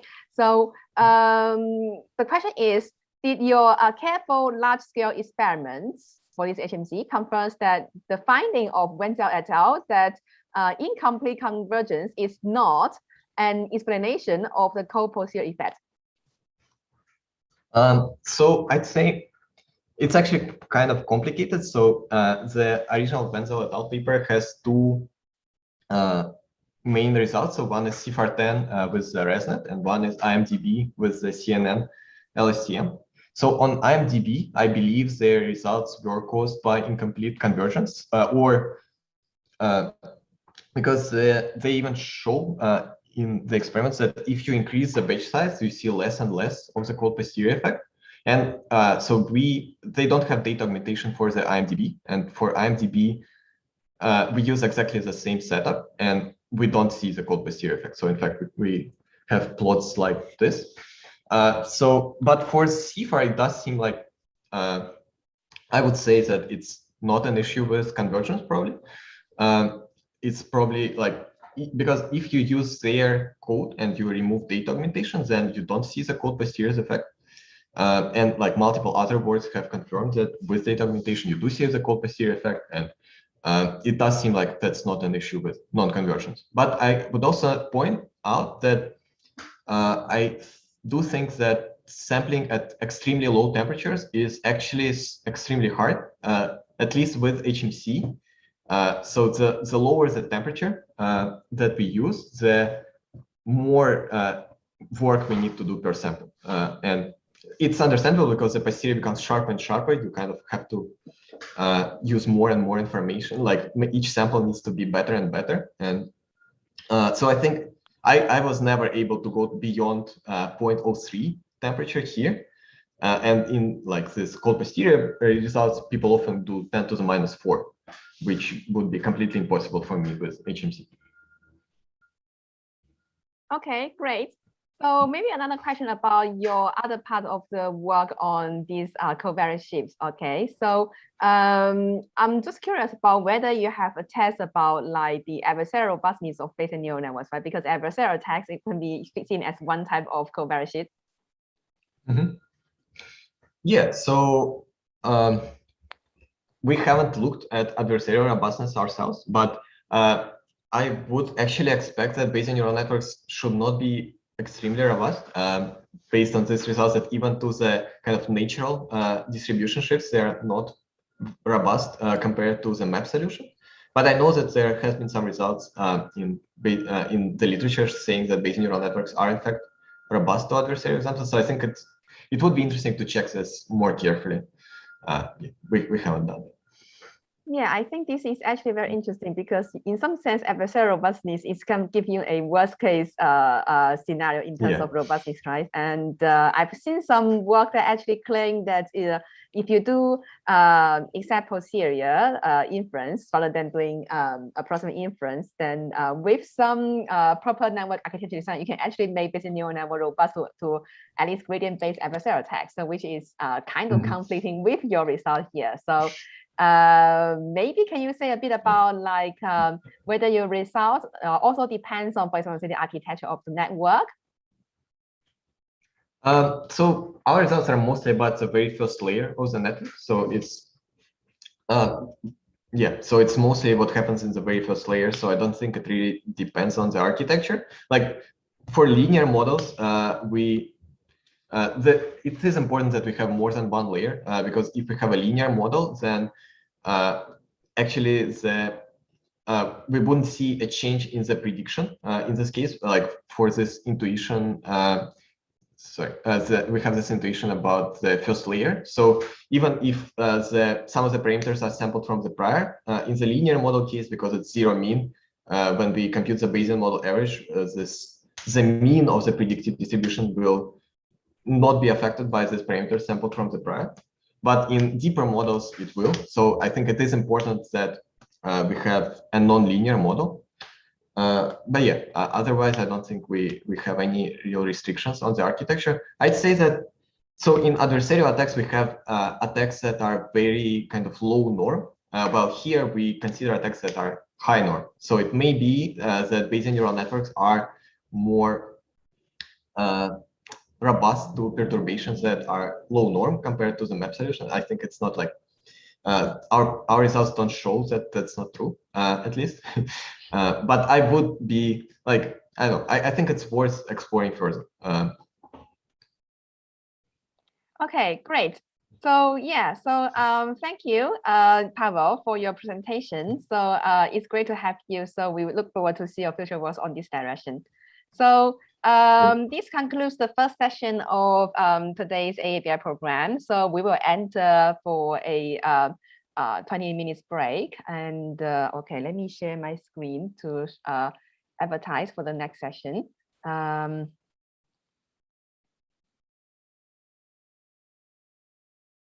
Yes, so we will be entering a 20 minutes coffee break, and then we will come back in 20 minutes, which is 6 p.m. UK time and 10 a.m. California time, or 1 p.m. Eastern time. And in the next session, we will have invited talk from Lessa Mackey and also 2 more contributing talks.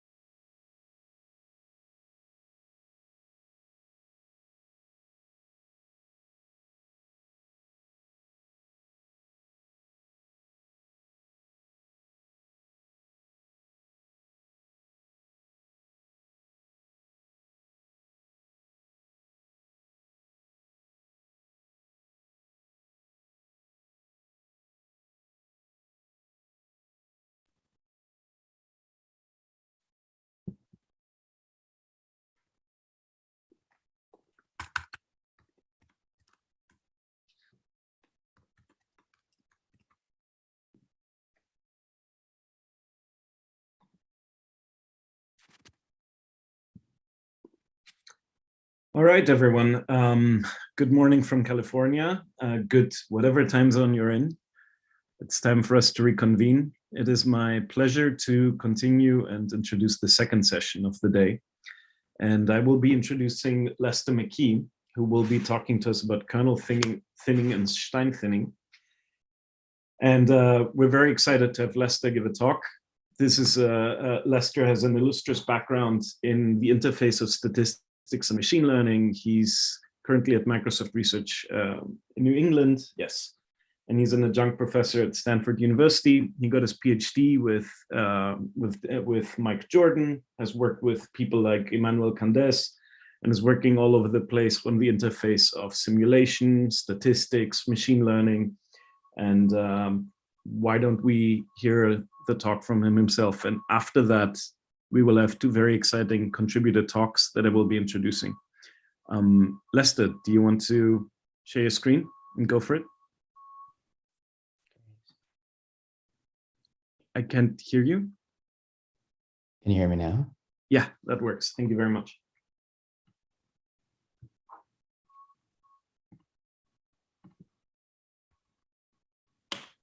Great. Wonderful. Thank you so much for having me.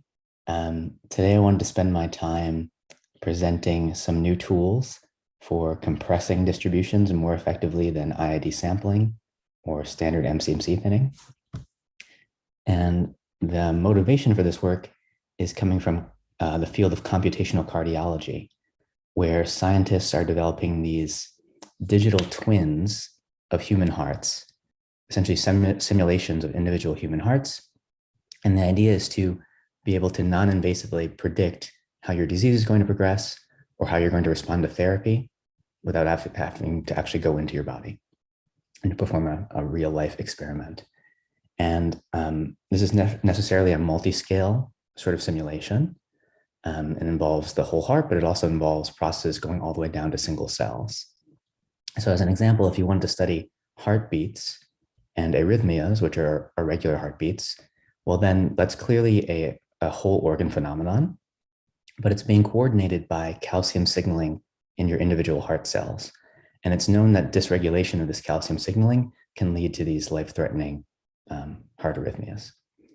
And so there are whole lines of work that are focused on modeling the impact of calcium signaling dysregulation on your heart function. So let's take a look at what this looks like from an inferential standpoint, if I want to understand how to understand this dysregulation from data. Well, first, we don't actually know how calcium signaling works, but we have models of how it works, and these models have unknown parameters. And so we need to infer those parameters from patient data. Okay, so that's step one. And well, now that we're estimating something, we have uncertainty. And so we need to capture that uncertainty as well. And the standard way to do this is to run MCMC, Markov chain Monte Carlo, to eventually draw sample points from the posterior distribution. We'll call that P over the unknown parameters. And at this point, I just want to highlight that this may require millions of sample points just to adequately explore the target distribution, because it's often a high dimensional distribution. Okay, so now we understand the uncertainty in calcium signaling, but that's actually not what we care about. What we actually care about is your heart function, and we need to understand the uncertainty in your whole heart function. And so this means that we need to propagate that single cell level uncertainty through your whole heart model. And this is where things really start to get expensive, because each whole heart simulation requires thousands of CPU hours today. Okay, so you might imagine this will become prohibitive if you have to pass 1 million sample points through 1,000 CPU hour simulator. And so this raises some interesting questions, the questions that are going to motivate this talk, which are, can we accurately summarize this distribution P using many fewer points, many fewer than 1 million? And if so, how do we do that? Okay, and so this question is at the heart of what I like to call distribution compression. How do you accurately summarize a distribution using a small number of points? And I think you're all likely familiar with the most common solutions to this problem. The standard one is just sample directly from P. We'll take an independent, identically distributed sample directly from P. If you can't do direct sampling, then instead you might reach for MCMC, with some Markov chain that's converging to P. And the benefits of these approaches are that they're readily available and that we know that they're eventually high quality, meaning that they're providing asymptotically exact estimates for the intractable expectations that we might want to form under our target distribution. And we get that just by forming sample averages over those sampled points. So that's nice, but there's also a drawback. And the drawback is that the samples produced by these procedures are too large. Our typical integration error is going to be order n to the minus 1/2, which means that just to get down to 1% relative error, you already need 10,000 points. And this is going to become prohibitive for very expensive downstream tasks like this organ and tissue modeling that we just discussed. So what can we do? Well, one idea is, since we have these high quality, readily available samples from MCMC, why don't we directly compress them? We'll directly compress a high quality sample approximation. And in a sense, we're reducing the distribution compression problem from summarizing a general distribution to just summarizing an empirical distribution. All right, so how do we do that? How do we effectively compress an empirical distribution, which we'll call PN? Well, you could reach for some of the same tools. You could use IID sampling or uniform subsampling. You could do what we typically do in MCMC, which is standard thinning, just keep every teeth point of your chain. But then you realize that this often leads to a large loss in accuracy. Your worst case integration error can go up by a factor of square root t if you're keeping every teeth point, which means if you want to do heavy compression from endpoints down to square root endpoints, you're increasing your error from n to the minus 1/2 all the way up to n to the minus 1/4. And that's a big loss. And so you might ask, can we do better than that? And so to answer that question, I think it's helpful to look at the lower bounds that are known for this sort of problem. And indeed, there are a few minimax lower bounds known for worst case integration error to P. They tell us first, any compression procedure that returns square root endpoints must have at least n to the minus 1/2 error for some target distribution. This is a result due to Phillips and Ty. And second, if you have any procedure at all, it could be one of these compressed core sets, but if you have any procedure approximating P that's based only on n IID points from P, then it must have n to the minus 1/2 error for some target distribution. This is a result from Stochastic and et al. And both of these bounds are pointing us to the same answer, n to the minus 1/2, but actually that is the error of our original empirical distribution. And it's much smaller than the error that we get by doing standard thinning and keeping every teeth point. And so this makes us wonder, can we do much better than what we would normally do to draw a core set or to compress? And so this talk is going to be about a more effective compression strategy, or at least the first half of the talk, a more effective compression strategy called kernel thinning that matches these lower bounds up to log factors. Okay, so here's our setup. We'll be given an input point set, we'll call it Sn. These are points x1 through xn and r to the d, and we'll call the empirical distribution over these points Pn. Now, I'm not going to say a lot about where these input points came from. Really, they could be pre-generated by any algorithm, so they could be coming from an IID sample, MCMC, if that's what you have access to, but they could even be generated deterministically from a quadrature rule or a procedure like kernel herding. All I want from these points is that they together provide a good approximation to my target P, because all I'm going to do is compress this input point set. Okay, and then we also have a target output size, which I'll call S throughout the talk. You can think of S as square root n if you want to do some very heavy compression of your input. All right, and so now our goal is to return a core set, a subset of those points. We'll call it S out that has cardinality S, and we'll call the empirical distribution over that core set Q. And our goal for the core set is for its quality to be better than IID. So we know IID core sets will have of size S will have an approximation error of S to the minus 1/2. So we want little o of S to the minus 1/2. We want better than IID integration error between Pn and Q. Okay, now to give you a notion of better, I need to give you a metric. How are we measuring worst case integration error between the input and the output? Well, given our goals of having good integration error, it's natural to consider this class of metrics called a maximum mean discrepancy, MMD for short. And this literally measures the maximum discrepancy between input and core set expectations over a class of real valued test functions. In this case, it's going to be the unit ball of a reproducing kernel Hilbert space. All right, so these MMDs are parameterized by what's called a reproducing kernel K. That's just a function of two arguments that's symmetric in those two arguments and also positive semi-definite, meaning that if you formed the matrix of pairwise kernel evaluations over a set of points, that's always going to be a positive semi-definite matrix. Two of the most common examples are a Gaussian kernel on the left here, which just looks at the Gaussian density evaluated at x minus y, and an inverse multi-quadric, which is similar but has polynomial decay instead of squared exponential decay.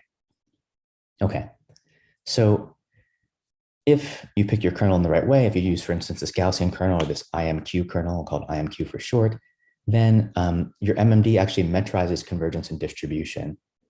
And that's nice because it means that you're not just controlling integration error over your RKHS, but you're actually controlling integration error for any bounded continuous function. Okay, so we have our metric. We need one more element before I can describe this kernel thinning algorithm to you, and it's what I like to call a square root kernel. A square root kernel, K root, is just another kernel that when you integrate it against itself, gives you back your original kernel K. And it turns out that these are easy to identify for many standard kernels. If your target kernel is a Gaussian, then the square root kernel is just another Gaussian with a different bandwidth. If your target kernel is a Matern, then your square root kernel is another Matern. If your target kernel is a B-spline kernel, then it's just another B-spline. This is true for many other kernels. But actually, for what I'm going to talk about, you don't really need access to an exact square root kernel. You don't need to recover your kernel exactly. You just need something that when you integrate it against itself, produces a kernel that dominates your kernel. And there are more details about how to construct such kernels in our paper called kernel thinning. Okay, so here's the algorithm. It has two stages. The first stage is an initialization stage. We like to call it KT split. So in KT split, what you're going to do is you're going to take your input point set and you're going to partition it into a number of different core sets, each of size S. So you're going to partition it fully. So it'll be N over S core sets, each of size S. Each of these core sets is produced by recursively dividing your input set in half. Okay, so more specifically, I'm going to pair up all the points in my input set. And for each pair of points, I'm going to pick one to keep and pick one to throw away. How do I pick one to keep? Well, I'm going to try adding in each of the points into my core set. I'm going to see which one gives me a better approximation to my input.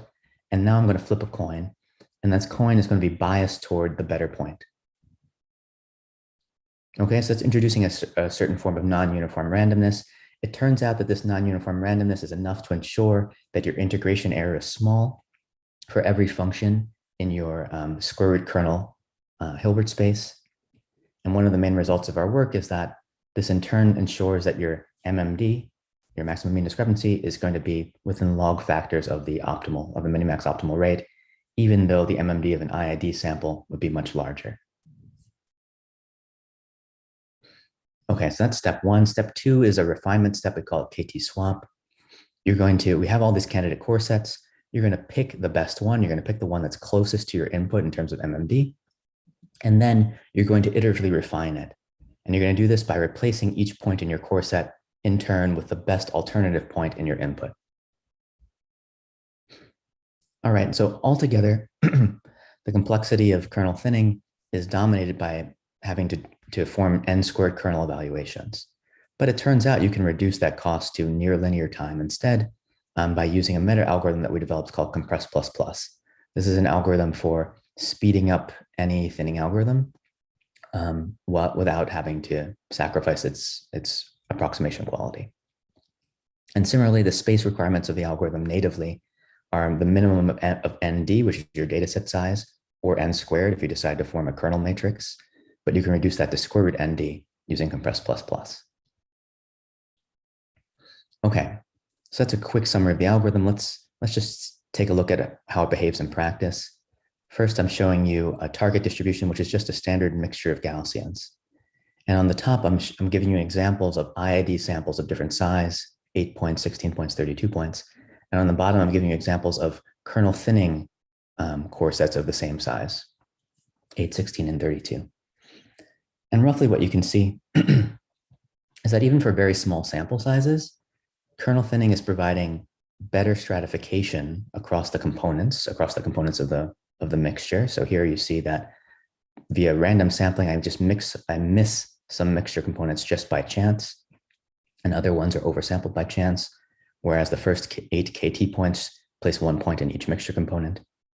And then for larger sample sizes, you see less clumping and fewer gaps than you get with IID sampling. All right, and this is where the benefits of the non-uniform randomness and the better than IID approximation are coming in. Okay, so this is just a visual demonstration. You see the same sort of thing if you measure the MMD. In this case, I'm using a Gaussian kernel and a Gaussian target. And so I can actually exactly measure the MMD between my core sets and the target distribution. And you see that indeed, both your rate of decay and your order of magnitude are improving by using kernel thinning instead of just an IID sample of the same size. And the example we were seeing in the last slide was for dimension 2, but you still see these gains even in dimension 100, even when you're using a very small number of points. By the time I'm sampling 8 points, I already see a gap between IID sampling and kernel thinning, even though I'm working in 100 dimensions. Okay, so here's a more interesting example. Now we're going to focus on posterior inference. And here it's posterior inference over the parameters of a system of ordinary differential equations. And we're going to focus on 3 different examples. One is the Goodwin model of oscillatory enzymatic control. The second is the Lotka-Volterra model of oscillatory predator-prey evolution. And the third is this Hinch model of cardiac calcium signaling. This is the 38-dimensional posterior. It's the one that I mentioned at the very beginning of the talk, where, recall, our downstream goal is to be able to propagate model uncertainty from this model through whole heart simulations. And this means that every sample point we can discard via compression represents potentially thousands of CPU hours saved in this downstream function evaluation. All right, and so we're going to look at a few different MCMC algorithms, Gaussian random walk, an adaptive random walk, Metropolis adjusted Langevin algorithm, and a preconditioned Mala algorithm. And I'll just highlight that even the generation of the Markov chain in this cardiac calcium model is expensive. In this case, generating it took us 2 weeks of CPU time to generate a chain of length 4 million. And so the time spent doing the compression is actually dwarfed just by the generation time of the Markov chain. Okay, so let's see some results. On the top here, I'm showing you the Goodwin model. Middle is Lotka-Volterra, the bottom is this Hinch cardiac model. And different columns represent different Markov chains being run. So you see random walk, adaptive random walk, Mala. At the bottom for Hinch, you actually see we use the same Markov chain, but we have different independent runs of that Markov chain, and we also have tempered versions of the posterior. And what you see overall is that kernel thinning is giving you an improved rate of decay, which is great, but also the absolute magnitude of the MMD is going down, even for small sample sizes. And so we're actually seeing gains for each of these models. Now, for the first 2 posteriors, Goodwin and Lotka-Volterra, we're actually seeing rates of decay that are basically hitting our asymptote, the n to the -1/2. And there, the inputs, they're using standard thinning. I'm compared to using standard thinning in red. And so standard thinning has a much slower decay rate. But in the Hinch example, something interesting is happening. Even standard thinning is doing quite well. That is, its rate of approximation is quite good already. But in those cases, we're still seeing improvements from doing kernel thinning, and improvements that are significant for our applications. For instance, to get to the same level of MMD, I'm using half as many sample points here, which, recall, each point is a function evaluation that will take 1,000 CPU hours down the line. Okay, so that seems great. It seems like we've achieved our goals, but there's actually something wrong with that last picture. And what's wrong about it is that these Hinch models, these Hinch Markov chains, the inputs that we're using to kernel thinning haven't actually mixed. Now, the inputs to the Goodwin and Lotka-Volterra models, they have mixed. We verify that via standard diagnostics, but the Hinch ones haven't. And the way we know that is because we ran 2 independent copies of the Markov chain, and here I'm plotting their marginal distributions over different coordinates of our parameter. And you can see that their marginal distributions largely are not even overlapping, which is not a good sign for mixing. And so that's a problem. And so what do you do to fix that in practice? Well, a typical thing to do is to use a more diffuse tempered posterior as the target for your Markov chain to enable faster mixing. So you could do that, and we will do that. But then that introduces some problems. It introduces a persistent bias, because now your Markov chain is not targeting your original target P, it's targeting some P prime that is not P. And so that's an issue. And so that introduces a new source of error. And so a question that arises, a new question that we haven't thought about yet, is can we correct for such biases while we're doing our compression? And these sorts of biases occur in all sorts of situations. So they certainly occur when we do tempering and other sorts of off-target sampling, like, for instance, approximate MCMC. Some folks have already talked about that today. And these sorts of biases also introduced from just common sources like burn-in.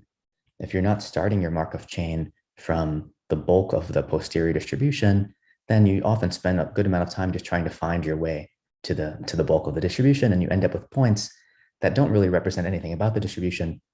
They just represent your starting point. That's another form of bias that you'd like to eliminate when you do your compression.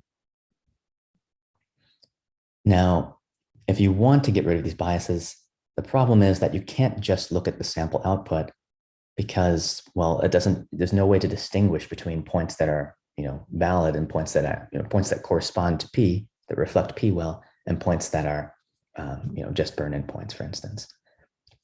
So to deal with this, you need to be able to measure distance directly to your true target distribution P. So let's revisit our quality measure. We've been using these maximum mean discrepancies, and so far we've been minimizing, or rather measuring the MMD between Pn and Q. So now let's try to measure the distance directly between P and Q. Well, it's helpful to note that the MMD can be written conveniently in terms of just expectations of your kernel function, expectations under P and Q of your kernel function. But this also tells us, or reveals a problem, a computational problem, which is that because we don't know how to integrate under P, typically we don't know how to compute the expected kernel under P, which means typically we don't know how to compute an MMD, or how to optimize directly an MMD under these intractable target distributions. So here's an idea. What if instead we only used kernels that had known expectations under our target distributions? In particular, what if we had a kernel that we knew a priori was mean zero under our target? Well, that's nice, because this would get rid of the expectation under P in our target distribution, and then our MMD computation would only depend on Q. And we know how to do compute expectations under Q, because Q is just a discrete distribution, and an expectation is just a sample average. So this could potentially lead to a computable maximum mean discrepancy. Well, it turns out that this is the idea that motivated what's called a kernel-Stein discrepancy. A kernel-Stein discrepancy is just a special form of MMD with a kernel that is known a priori to have mean zero under your target distribution. We're going to focus for this talk on a specific, but also the original form of kernel-Stein discrepancy with this particular kernel, which I like to call a Langevin-Stein kernel. And you might not be able to tell from the compact representation here, but this Langevin-Stein kernel only depends on the target distribution P through the gradient of its log density. So here now we're focusing on P, on distributions that have densities that are differentiable. And this property is nice because this kernel is computable even when the normalization constant of the target distribution is unknown. Okay, and on top of this, it turns out that this kernel is mean zero under P under some mild conditions, essentially whenever the gradient of log P is integrable. So that's great, because this means that this kernel-Stein discrepancy, this special MMD, is actually computable and something that we can optimize in practice. Now, you might wonder, though, what sort of metric is being introduced by this MMD? We haven't seen these kernels before. How does it relate to the sort of kernels we used in the past? Does it still control convergence and distribution, for instance? Well, we have some prior work establishing this sort of result, and it says that if you use as your base kernel, for instance, one of these inverse multi-quadrant kernels, and if your target distribution has strongly log concave tails, so it doesn't actually need to be strongly log concave. It could even be like, for instance, a mixture of Gaussians. Somewhat arbitrary things can happen in the center of your distribution, but you need your tails to be strongly log concave. And if your grad log density is Lipschitz, then whenever your MMD goes to 0, you know your sample approximation is converging to P. That is, you're actually controlling convergence and distribution with this KSD.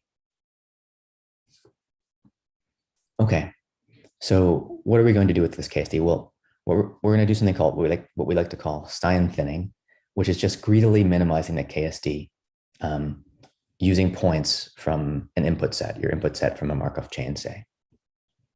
Here's what we'll do. We'll start out, we're trying to form a sample approximation, and we'll start up with no points. And then we're going to pick first the single point that leads to the smallest MMD, the smallest error to P. And then on every step, we're going to add in another point. We're going to simply add in the point greedily that minimizes the MMD to P. Again, using this special MMD called the kernel-Stein discrepancy. And I'll just highlight that the same point could be selected multiple times. Instead of considering any possible point in R to the D, we're only going to consider points from our input set to be added in. And the total runtime of the algorithm is going to be, in the worst case, ns squared. So if s is square root n in this heavy compression setting, you're back to an n squared time algorithm. All right, and so what can we say about the quality of this algorithm? Well, here's a theorem from our paper. It has two terms. The second term shows an integration error, which is decaying really no better than an IID integration error. But this first term is much more interesting because it says that Stein thinning performs nearly as well as the best simplex reweighting of your input points.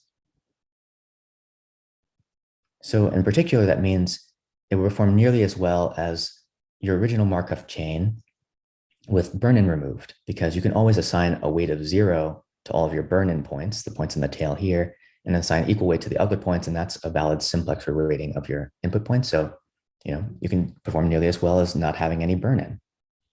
Or you can perform nearly as well as an off-target sample after you've done optimal importance sampling reweighting, even though you haven't explicitly done that importance sampling reweighting. Okay, so you can imagine how this could be useful for the sorts of off-target sampling like tempering that we were just discussing. And here's a more formal result that essentially says that imagine that your input set was IID from the wrong distribution, your IID from a different distribution, P tilde. Well then, under very mild conditions, which are basically just the general importance sampling conditions, then if you apply Stein thinning to this input set, then it's going to converge to your target distribution. And we give some rates of convergence in the paper. And the same results extend to sufficiently ergodic Markov chains instead of IID samples. Okay, so let's see how this plays out in some of our examples. We're going to look at some of the same target posteriors. Here's that Goodwin model of oscillatory enzymatic control. In this case, our Markov chain started around here where my mouse cursor is, but the bulk of the distribution is in this little gray box. And so it spends about half of the Markov chain's lifetime just getting to the gray box, and then it happily samples around the target. And on the left, so what would you normally do to deal with that? Well, you typically run some MCMC diagnostics to determine what the right level of burn-in is. If you do that, then you end up discarding about half the chain, and then you end up with a sample like this after you've used standard thinning on the remaining points. Alternatively, instead of running multiple chains as convergence diagnostics, you could just pass the whole long chain into Stein thinning, and it will sample these red points that I've highlighted here. That is, in particular, it ignores all these points in the long tail because they don't offer a good approximation to the target distribution in terms of KSD.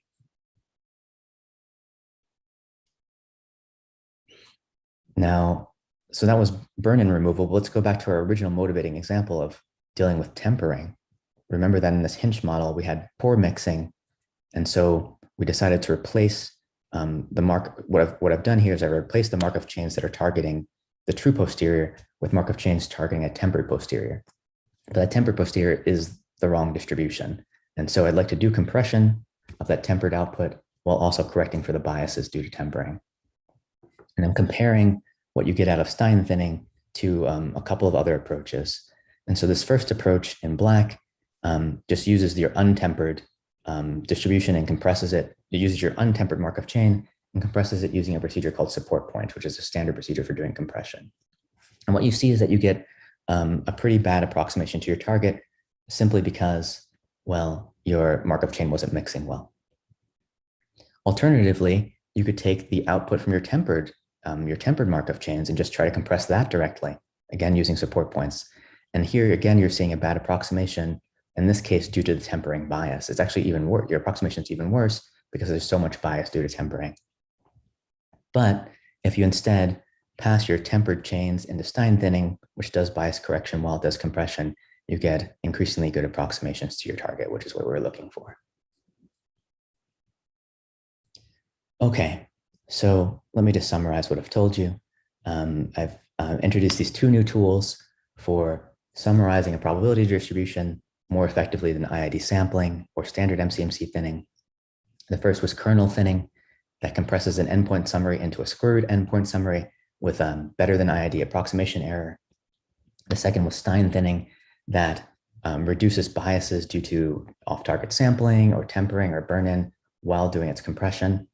And then somewhere in there, I snuck in this idea of compress plus plus, which is a meta algorithm that can speed up thinning algorithms without ruining their quality. And so I pointed you to links to each of these pieces of work here, and you can also try any of them out in their respective packages. So thank you for your time, and I'm happy to answer any questions. Thank you very much for that amazing talk. This was a lot of fun to see. I'm extremely happy also that you connected this with the cardiology problem. It's really, really cool to see. So I have a question from the group already, but let me also encourage people to use the Q&A box to add more. So let me start asking you the following question that we received for you. It's about the kernel thinning part. How do you construct the pairs of points? Is it random pairing or according to some criteria based on the distance defined by the kernel? And how much does this construction of pairs matter? So that's an excellent question. So everything I said in terms of the guarantees is doesn't depend on the ordering of the points. So in some sense, it's arbitrary. What we typically do, because we're often working with Markov chains, is we just process points in sequential order. And that does have some nice properties, in that one property of kernel thinning is that it's only going to pick 1 point out of every, if you're targeting courses of size S, it's only going to pick 1 point out of every S in your whatever order you picked for your pairings. And so that is nice because we know there's already some structure to the Markov chains output. But we haven't tried to exploit that in any way beyond that. So it seems like there should be some optimal ordering. We haven't explored that. Very interesting. Thank you. Let me add another one, which is a classic for these types of techniques. Anytime you use the kernel in order to determine in order to characterize your distribution, you're really buying into the choice of kernel, right? And we know that we can do deep kernel learning, or there's adaptive kernels and so on. And my question is, how do you see, in light of, for instance, other work that we've heard about today on Bayesian neural networks and posteriors of the Bayesian neural networks and so on, how do you see other types of problems that maybe are not necessarily Bayesian neural networks, but a higher dimensional potentially than the 30 dimensions you were showing us today? How do you think techniques such as the ones you're introducing could be ported to such settings in as principled a fashion as you're showing us? Let me see if I understand the question well. So maybe the question is, if you know, or if you suspect that the functions you care about don't belong to this RKHS, like what would you do differently? Or what I'm trying to say is, how do you choose the kernel, basically, right? In particular, if, for instance, a simple Gaussian kernel or RBF kernel doesn't cut it, and the kernel choice might be something that you need to learn, or it's adaptive, which is particularly true oftentimes in high dimensions. Yeah. So I think learning an adaptive kernel, that part should be fine. I think you could integrate that into the theory and still handle that.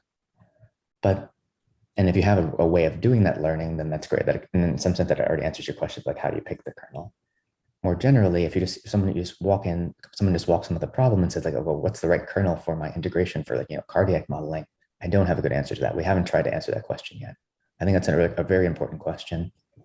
So far, we started with trying to cover as many kernels as we could, because there are certain kernels already being used. For instance, support points uses this energy distance kernel, and quasi Monte Carlo effectively is using a Sobolev kernel on that unit cube. And there are a number of other like standard kernels that are used in like different applications already. We want to be able to cover as many of those kernels as possible. And the question of what is the right kernel for a given task, we haven't tried to answer that yet. I think there's like a tantalizing, potentially like default choice that would and what you'd like ideally is to be able to do quite well if your kernel choice is right, but also to gracefully degrade away from that that optimal approximation rate when functions fall outside of that RKHS. And we haven't explored that fully, but I think there should be a good way to do that, like to pick a kernel that's a good default choice that will handle generic functions well. And I'd be curious how that, if you wish, interfaces with your choice, with the thinning performance and so on. Yeah, there must be an interplay there, right? Okay, so I got a couple more questions for you along those lines. How does the Langevin-Stein kernel perform on other problems like quadrature and kernel herding? I think maybe the question is, how does it compare? So I'm not sure if I completely understand it. So the question is like, if you use the Langevin-Stein kernel and do kernel herding on it, how does that perform? No, I think the question is meant to indicate how does the kernel compare to, or how does it compare compared to using the base kernel if you wanted to perform the task of quadrature or kernel herding? Yeah, that's a good question. So I haven't really explored that, because usually the reason why we're using the Langevin kernel is because you can't do quadrature on using a base kernel. So the main point of introducing the Stein kernel was to produce an MND that you actually could compute and optimize. But for most distributions, you can't actually compute the MMD of like the base kernel, in this case, the inverse multi-quadrate, or even of a Gaussian kernel, because that would mean that you know how to integrate that kernel under your target distribution. And basically, you don't really know how to integrate anything under your target distribution. That's like the initial difficulty. Okay. So we haven't been. Thank you. And I have one last one before we start with setting up the next talk, which is another one from the panel here, actually, which is there an efficient online version of kernel thinning, assuming we want to summarize a Markov chain by a fixed number of samples? Okay, so that's a very interesting question. So I mentioned these two stages for kernel thinning. There's the split stage where you do the partitioning, and then there's the like refine stage. The way we've implemented and described in the paper, the split stage is online. It is online already, and it has the properties that I described. But the subsequent refinement stage, we did not implement it in an online fashion, and we haven't really thought about how we would do it. I think there must be a way to do it, which doesn't lose too much. It's just that we just didn't have to do it that way. But I think that second stage could be converted to an online version pretty easily too. And if someone's interested in that, please just ping me, and I'd be happy to chat about it and try to work it out. Excellent. Well, thank you very much. Thank you very much for your talk. We will also see more work that you've been involved in later today in one of the contributor talks. And let's start to get ready for the next contributor talk. So thank you very much, Lester. Thanks so much for having me. All right. 1 second.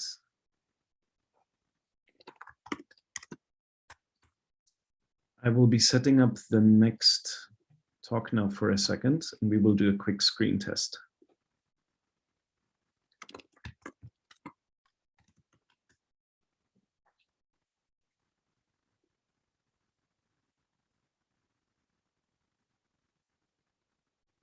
Excellent.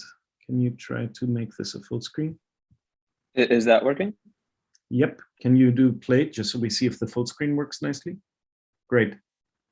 That's perfect. All good? All right, so we can stay there because we still have a couple of minutes until you need to start, but I can introduce you. So Sounds good.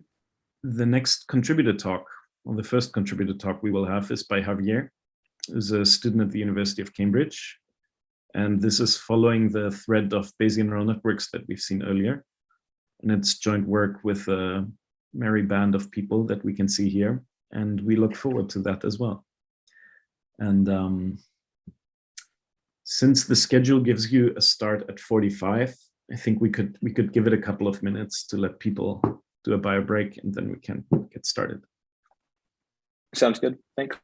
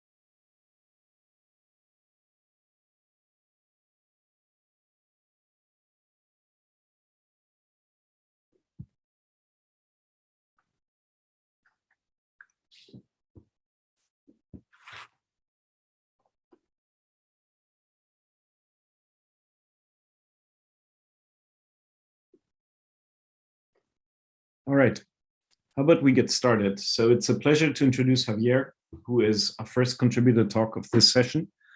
And Javier will give us an overview of the work that reasons about how you can use things like Laplace approximations when you have normalization layers in your network of various types. And please, take it away. Yeah, thanks so much for the introduction, Theo. So that's right. I'm going to be speaking about our recent work on how we can do linearized Laplace inference in networks with normalization layers, and also on the neural G prior.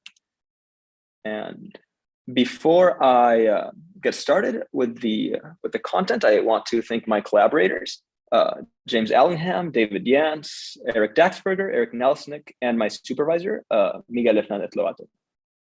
So in summary, we are going to identify a pitfall of the linearized Laplace method for model evidence estimation in neural networks with normalization layers, like it could be batch norm, layer norm, etc. And we're going to provide a simple solution to this pitfall. We are also going to propose a new prior for inference in tangent linear models, or as they're also known, linearized neural networks. Before we jump into these results, though, I want to quickly introduce the linearized Laplace approximation for Bayesian inference in neural networks, which was originally proposed by David Mackey in 1992 in his thesis. So let's take a neural network F, which takes as input some observations X and some weights W. And the first thing that we're going to do is to find an optima of these weights, a stationary point, which we're going to call W star, and it's going to be the optima of some energy function. And let's just call this energy function L sub F. and it's going to be the sum of two terms. A first term G, which is a log likelihood term, and some regularizer R. And we can just think of this regularizer as a log prior. So once we have the stationary point, what linearized Laplace is going to do is Taylor expand our function f around W star. And this is going to create the new tangent function h, which takes as input the observation x and the parameters v, which we're going to call v to sort of make them distinct from the neural network parameters w. And of course, this new function h has its own energy function, which is composed of a likelihood term g sub h and a regularizer. So the second step here is going to be to approximate the posterior of this tangent linear model with a second order Taylor expansion around W star. And that expansion looks like this expression here at the bottom of the screen. But the key insight is that because we assume W star to be a stationary point, the first order term goes to 0. And by inspection, this is just a Gaussian posterior. So now combining the fact that H is an affine model and we have some Gaussian posterior, and taking our prior to be a normal centered at the origin with precision lambda, we can obtain a closed form for the model evidence or marginal likelihood. So I show here that expression, and we're going to be interested in this model evidence because we're going to use it as an objective with which we will choose our hyperparameters. In this case, we're going to choose our prior precision lambda. And let's quickly look at this expression in more detail. It has two main terms. The first is the norm of W star, the norm of the linearization point, the squared norm, that is. And this is going to be the most important term for us in this talk. And the second term is the log determinant term. And this log determinant is just telling us about how much the posterior covariance is contracted relative to the prior covariance. Right. So with all of that out of the way, let's introduce our first observation, which is that normalization layers are ubiquitous in most modern architectures. They appear in transformers, they appear in residual networks, and they introduce an interesting scale invariance. So that is, for a normalized network that takes as input x and has some weights w, the output that we obtain would be the same as if we had taken f of x comma k times w. So as if we had scaled our weights by some positive constant k. And this invariance translates over to the likelihood function, which I plot here. And it has an interesting form. It has this radial form. And what's going on here is that if instead of choosing the weight setting returned to us through optimization, which is this blue star, we had chosen any of these other points that lie on the same radial line, our predictions would have been the same, and our log likelihood would also be the same.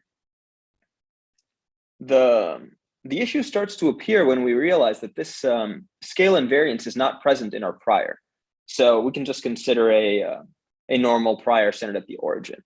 In fact, we can obtain a larger prior density by taking weights with a smaller norm. We can do that by just multiplying our weight setting by a constant between 0 and 1. So what we see here is that because the likelihood is invariant to the scaling, but we can always obtain a larger prior and thus posterior density by making our weight smaller, there cannot exist a mode of the posterior, because given any point that one believes to be the mode, we could always just multiply that weight setting by 0.5 and obtain a point with higher posterior density. So just summarizing this up, normalization layers preclude the existence of an optima of the neural network posterior. Additionally, we show in the paper that normalization layers also preclude the linearization point, a W star, this blue star in the plot, from being the maximum a posteriori of the tangent linear model. So the question is, what is this blue star? What are the characteristics of the point that that optimization returned to us? And fortunately, there has been some pretty extensive study of this in the optimization literature. And it turns out that the norm of W star, or in other words, how far this blue star is from the origin, is proportional to the variance of the gradients that reach the weights. In other words, if we use a larger learning rate, we might get a larger norm for W star, or if we use a smaller batch size, we might also get a larger norm. So seeing how the norm of W star appears here in our model evidence estimate, this might be quite concerning because we wouldn't want our model evidence to depend on extraneous factors like the learning rate or batch size. And in fact, this turns out to be a bit of an issue in practice. And I illustrate this here with the toy example, where I took I think 300 MLP with layer norm. I trained it on this 1D toy regression setting. Once it was optimized, I chose the prior precision using this objective here on screen, and then I plotted the resulting error bars from the Laplace approximation. And these error bars are huge. They're actually quite a lot larger than the marginal variance of the target. So we know that that can't be right.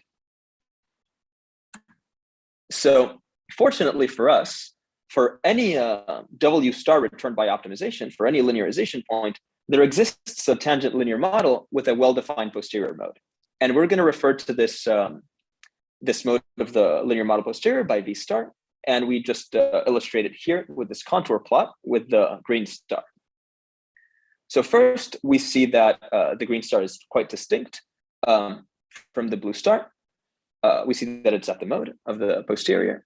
And what we're going to propose to do here is to plug in the norm of the linear model mode, of the tangent model mode, into the marginal likelihood estimate.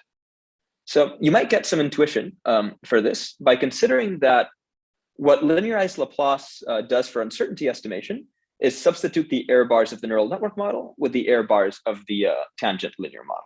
What we are proposing to do here is to substitute the Laplace model evidence of the neural network with the Laplace model evidence of the linear model. And when we actually apply this objective in practice, when we choose lambda to maximize this objective, we get these results shown here in green, and the error bars have a much more sensible scale. Cool. Now we are going to slightly do a change of topic and address a second issue that we identified with these tangent linear models. But the first thing we need to realize is that this tangent linear model that we've been speaking about can simply be understood as a basis function linear model where the Jacobian of the neural network acts as the basis expansion. So if we decide that we want to see how these basis functions look and we plot them, they look something like this, these green lines that I've shown here, where the x-axis is this 1D toy example input space, and the y-axis are the various basis functions from the Jacobian. And what we see is that different individual lines, different basis functions have vastly different dynamic ranges. So some stay very close to 0, while others go from -10 to 10. And this could be quite concerning because if we choose a single prior precision, that prior precision might overly constrain the weights that correspond to basis functions with small dynamic ranges, and it might under-constrain weights corresponding to basis functions with large dynamic ranges. So fortunately, in the classic regression literature, there exists some solutions to this problem, and a very popular one is this use of Zellner's G prior. So we discuss in the paper how we adapt this prior to work with neural networks, but the key intuition is that when using our proposed prior, we obtain the same posterior as if we had normalized the second moment of our Jacobian basis functions. So that is, if we had normalized these basis functions by their empirical second moment computed on the training data. And these normalized basis functions are shown here in red. And what we can see is that now they all have dynamic ranges that are much more similar to each other. In turn, when we apply this to our toy regression case, we see that our error bars start taking a much more rounded and smooth shape. And this is just a consequence of now these error bars receiving contributions from a much more diverse set of basis functions. So just wrapping up here, we've identified a problem, which is that direct application of linearized Laplace to neural networks with normalization layers yields spurious model evidence estimates. And we propose the solution, which is to use the model evidence of the tangent linear model instead, because it does not suffer from these pathologies.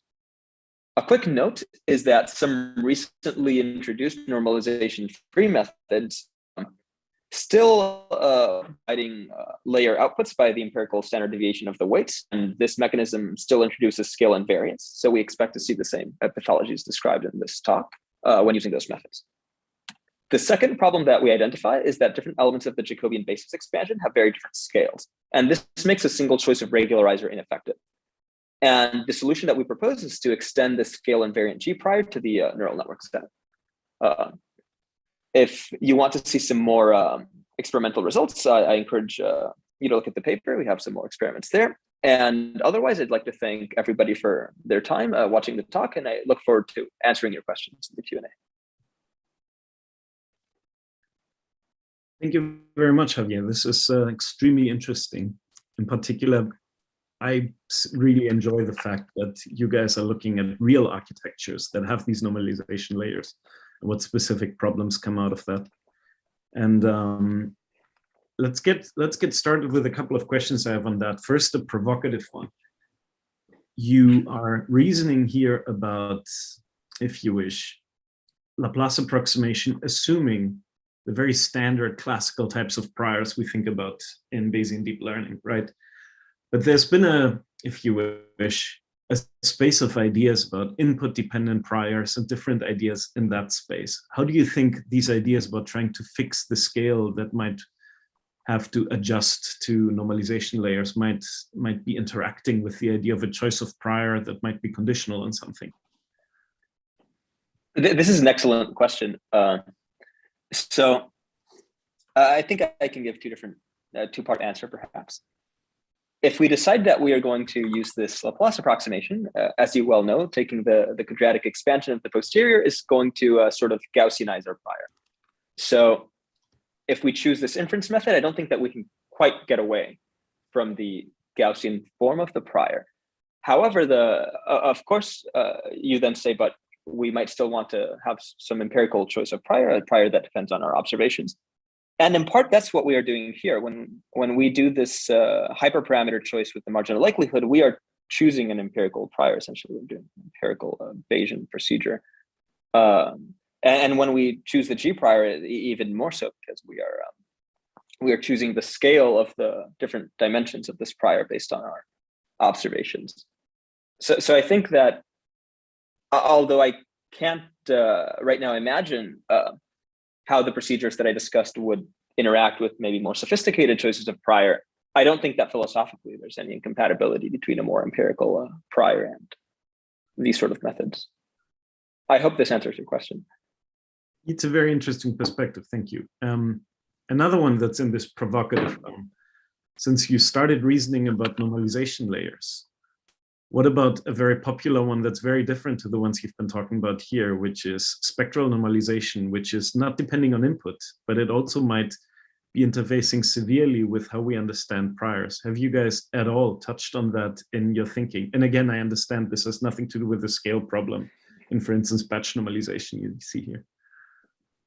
Right, so actually, let me make sure I understand. So spectral normalization, is this the one that is used to ensure some Lipschitz-Nitz constraint on the individual layers so that you can get these invertible models? Is that right? Yeah. So frankly, I haven't thought about that at all. I think it's very difficult for me to. It's a very provocative one. That. It's not directly connected to your work except for the word normalization, because I found it interesting to look at things used in practice. I agree that it's interesting, and I will think about that. But unfortunately, I don't know if there's much I can say right now about this. Let me very quickly convey one from the Q&A box before we move to the next one. There's a question here about how this will work in practice. Yingzhen, do you want to take this?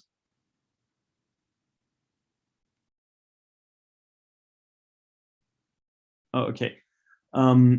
For layer norm and batch norm, the location and scale are estimated during training and fixed at test time, removing the scale invariance. So the question is how this works in practice based on the work that you're showing. That's a great question. So actually, I think that's only true for batch norm. I think that layer norm also does that at test time. But in practice, things don't really, none of the results here change. So we can sort of run everything in train mode or run everything in test mode, and we sort of get exactly the same results. And I guess the simplest way of explaining this is that even when you use batch form, which has a different behavior at test time, at train time, you are scale invariant. So when you find this W star, you do have scale invariance. So this scale invariance will lead you to find a pathological optima, a pathological W star. And even if at test time you disable the scale invariance, sorry, it doesn't really matter anymore because you already have a pathological W star that doesn't really match up to the Jacobian basis of the tangent model that you use for the error bars. So empirically speaking, we sort of messed around a lot with these things, and it didn't really find much difference whether we put things in train mode and test mode. Or, yeah, I hope that's helpful. Well, thank you very much. Great, thanks for presenting and showing us your work. I'm looking forward to seeing the expanded full version of this. Oh yeah, you'll get to see it soon. Yeah, thanks for having me. I really appreciate it. All right. I'm trying to see if we can do a test share of the next presentation. Yes, perfect. Sorry, hello, can you hear me? Yes, I can hear you fine, thank you. But Cool. I just see an empty screen now. I don't see your keynote presentation. Oh yeah, it's coming. Oh, there we go. All right, great. So just very quick introduction. Yashin, am I saying this correctly? Sorry. Yeah, Yashin. Yashin is going Yashin is fine. to show us more work on Stein operators, and we're really looking forward to this, and I don't want to take more of your time, so please dive into it. Thank you, and thank you for the introduction. Hi everyone, and I'm Yashin, and I'm currently a postdoctoral researcher at Microsoft Research in New England. So I'm excited to present our work on sampling with Stein operators. And this is joint work with Zhang and Lester Mackey. The problem we care about is drawing samples from an unnormalized probability distribution. It means that we only have access to an unnormalized density. And this is a fundamental problem in machine learning and statistics, as you may know. And so many solutions have been proposed, such as Morph chain Monte Carlo, where we simulate a morph chain so that its stationary distribution is a target distribution. And another class of methods is particle evolution methods, where basically we have a set of particles and we iteratively evolve them to approach the target distribution by minimizing the distance to it. And the popular one is called Stein variational gradient descent, or SVGD. So here we review the basic idea of SVGD. I suppose we're given n particles, theta n to theta 1 to theta n, and we consider applying the transformation t to them. We basically update these particles by moving it along the direction given by g theta and with the small step size epsilon. So the continuous time limit of this update is the dynamics given by this differential equation. Here we allow the update direction to change with time. And it turns out when the particles are following the above dynamics, the time derivative of Kernel divergence between their distribution Qt and the target distribution P will have this very simple form. So it is determined by an operator called the Langevin-Stein operator, SP. And now the most lateral idea is to find the direction that minimizes this derivative, which means that we will want to most quickly decrease the Kernel divergence. And SVGD finds this direction in a reproducing kernel Hilbert space, or RKHS, and eventually has an update like this. The algorithm has two regions. In the single particle case, it will reduce to finding just a mode of the minus log p theta, the mode of the probability distribution, by just doing gradient ascent on log p theta. And when the number of particles goes to infinity, it is guaranteed to weakly converge to the target distribution under certain conditions. So it has this very nice property. However, there is a significant failure mode of this current approach.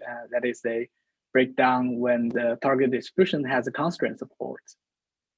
And in this example, even if we add a Euclidean projection step after the standard update to keep the particles in the constraint support, the algorithm still doesn't work. And here's an example where the particles just end up collecting on the boundary. So this work is motivated by this journal, and it is about a new family of particle evolution samplers that work for constraint targets and could also exploit long Euclidean geometry to be efficient. And our development are inspired by the ideas from optimization, and in particular, an algorithm called mirror distance. So mirror distance is a template first-order constraint optimization method. The idea of mirror distance is the following. We want to optimize a function f defined on constraint domain big theta. And each step at some point theta t, we map it to a point eta t in unconstrained dual space. And then we apply the gradient of f theta there. After that, we map the particles back to the theta space. And the map ensures that the points don't leave the support. In this case, it's constraint. And in mirror distance, this map at its inverse is defined by the gradient of a strictly convex function and its convex conjugate. And it might be easier to see what is going on in the continuous time limit, basically this differential equation. By chain rule, we can also rewrite it to only include the theta variable, and this gives a form of a remaining gradient flow. So you can think of it as a continuous time gradient descent of f, but there is a preconditional related to psi. And if you are familiar with lateral gradient, this is just a continuous time lateral gradient. So our idea is to construct a mirror dynamics for particle evolution methods. So we first map those particles to a eta space, and then update them by the direction given by gt in the eta space. But note that this g function takes theta as input. And the inverse mirror map will ensure that theta t stays in the constraint domain. And similarly, we rewrite the dynamics in the form with only theta, and we could compute the derivative of the Kerr divergence as we have done before. So again, this result is the result is determined by an operator, which we give a name as mirrored Stein operator, MP psi. And this operator has the property that if Qt is equal to P, then the expectation will be 0 in most cases. The next question is where to choose G, and we need to specify a function space. The standard choice is the RKHS of a fixed kernel. It turns out that this is just a SVGD in the eta space. And in a single particle case, it will reduce to a standard gradient descent on the negative log density of eta. But this might not be something we want. The problem is that the mode in the eta space might be very different from theta space. So here's an example of a beta distribution under the sigmoid transformation. The mode in the eta space on the right corresponds to theta value, which has the lowest density in the theta space, which is shown on the left. So we actually want an algorithm that reduces to finding the mode of p theta in the single particle case. And that's our second algorithm called Stein variational mirror descent, or SVMD. And because of time limit, I will leave the methodology unexplained here. But the idea is to use an adaptive RKHS that incorporates this geometry. And we can confirm that SVMD reduces to mirror descent in a single particle case. And it has this very nice analogous to mirror descent, which is a single particle variant of this algorithm. To evaluate our samplers, we measure the approximation quality using some difficult constraint targets, such as a sparse Dirichlet distribution, and there the density blows up in the boundary. And we also test a quadratic target on a simplex that is log concave. In both cases, the standard updates with the projection, which is a projected SVGD here, fails to converge. And in the Dirichlet case, it turns out that the density, although it blows up in the theta space, it is log concave in the eta space. So you'll see mirrored SVGD or MSVGD here works pretty well. which is our first algorithm. But in the quadratic case, SVMD works much better because it can exploit the low concavity in the theta space.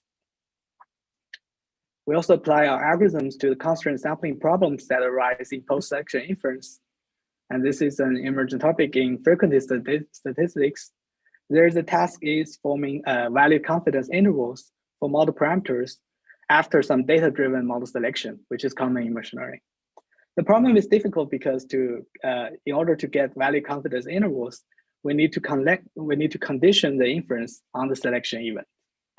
That is, the models we test are selected by our algorithm.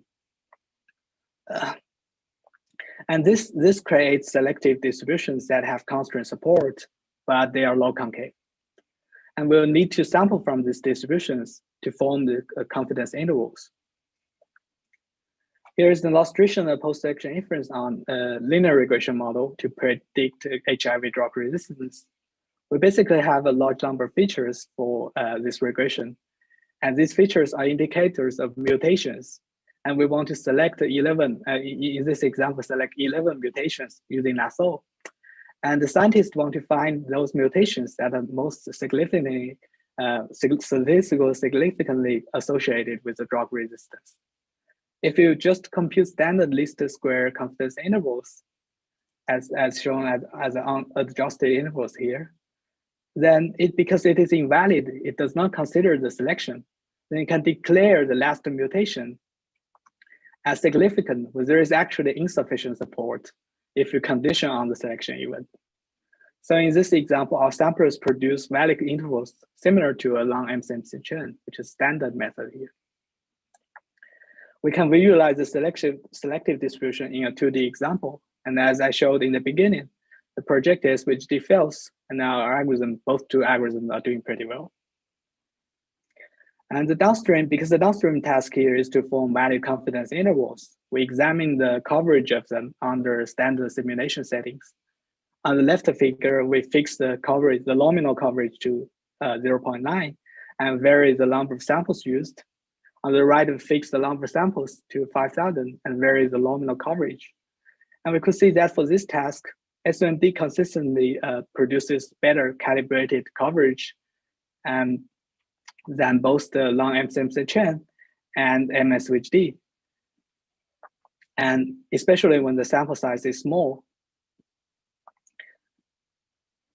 And since this is, finally, since this is a Bayesian inference symposium, we also have a variant of this algorithm for exploring information geometry in posterior inference by collecting mirror distance to lateral gradient. And in this large-scale Bayesian logistic regression example, we show it strongly outperforms its competitor, such as standard and Riemannian SVMD. I'm going to skip the convergence results. So a brief summary, we developed a new family of particle evolution samplers suitable for constraint domains and long-Euclidean geometries.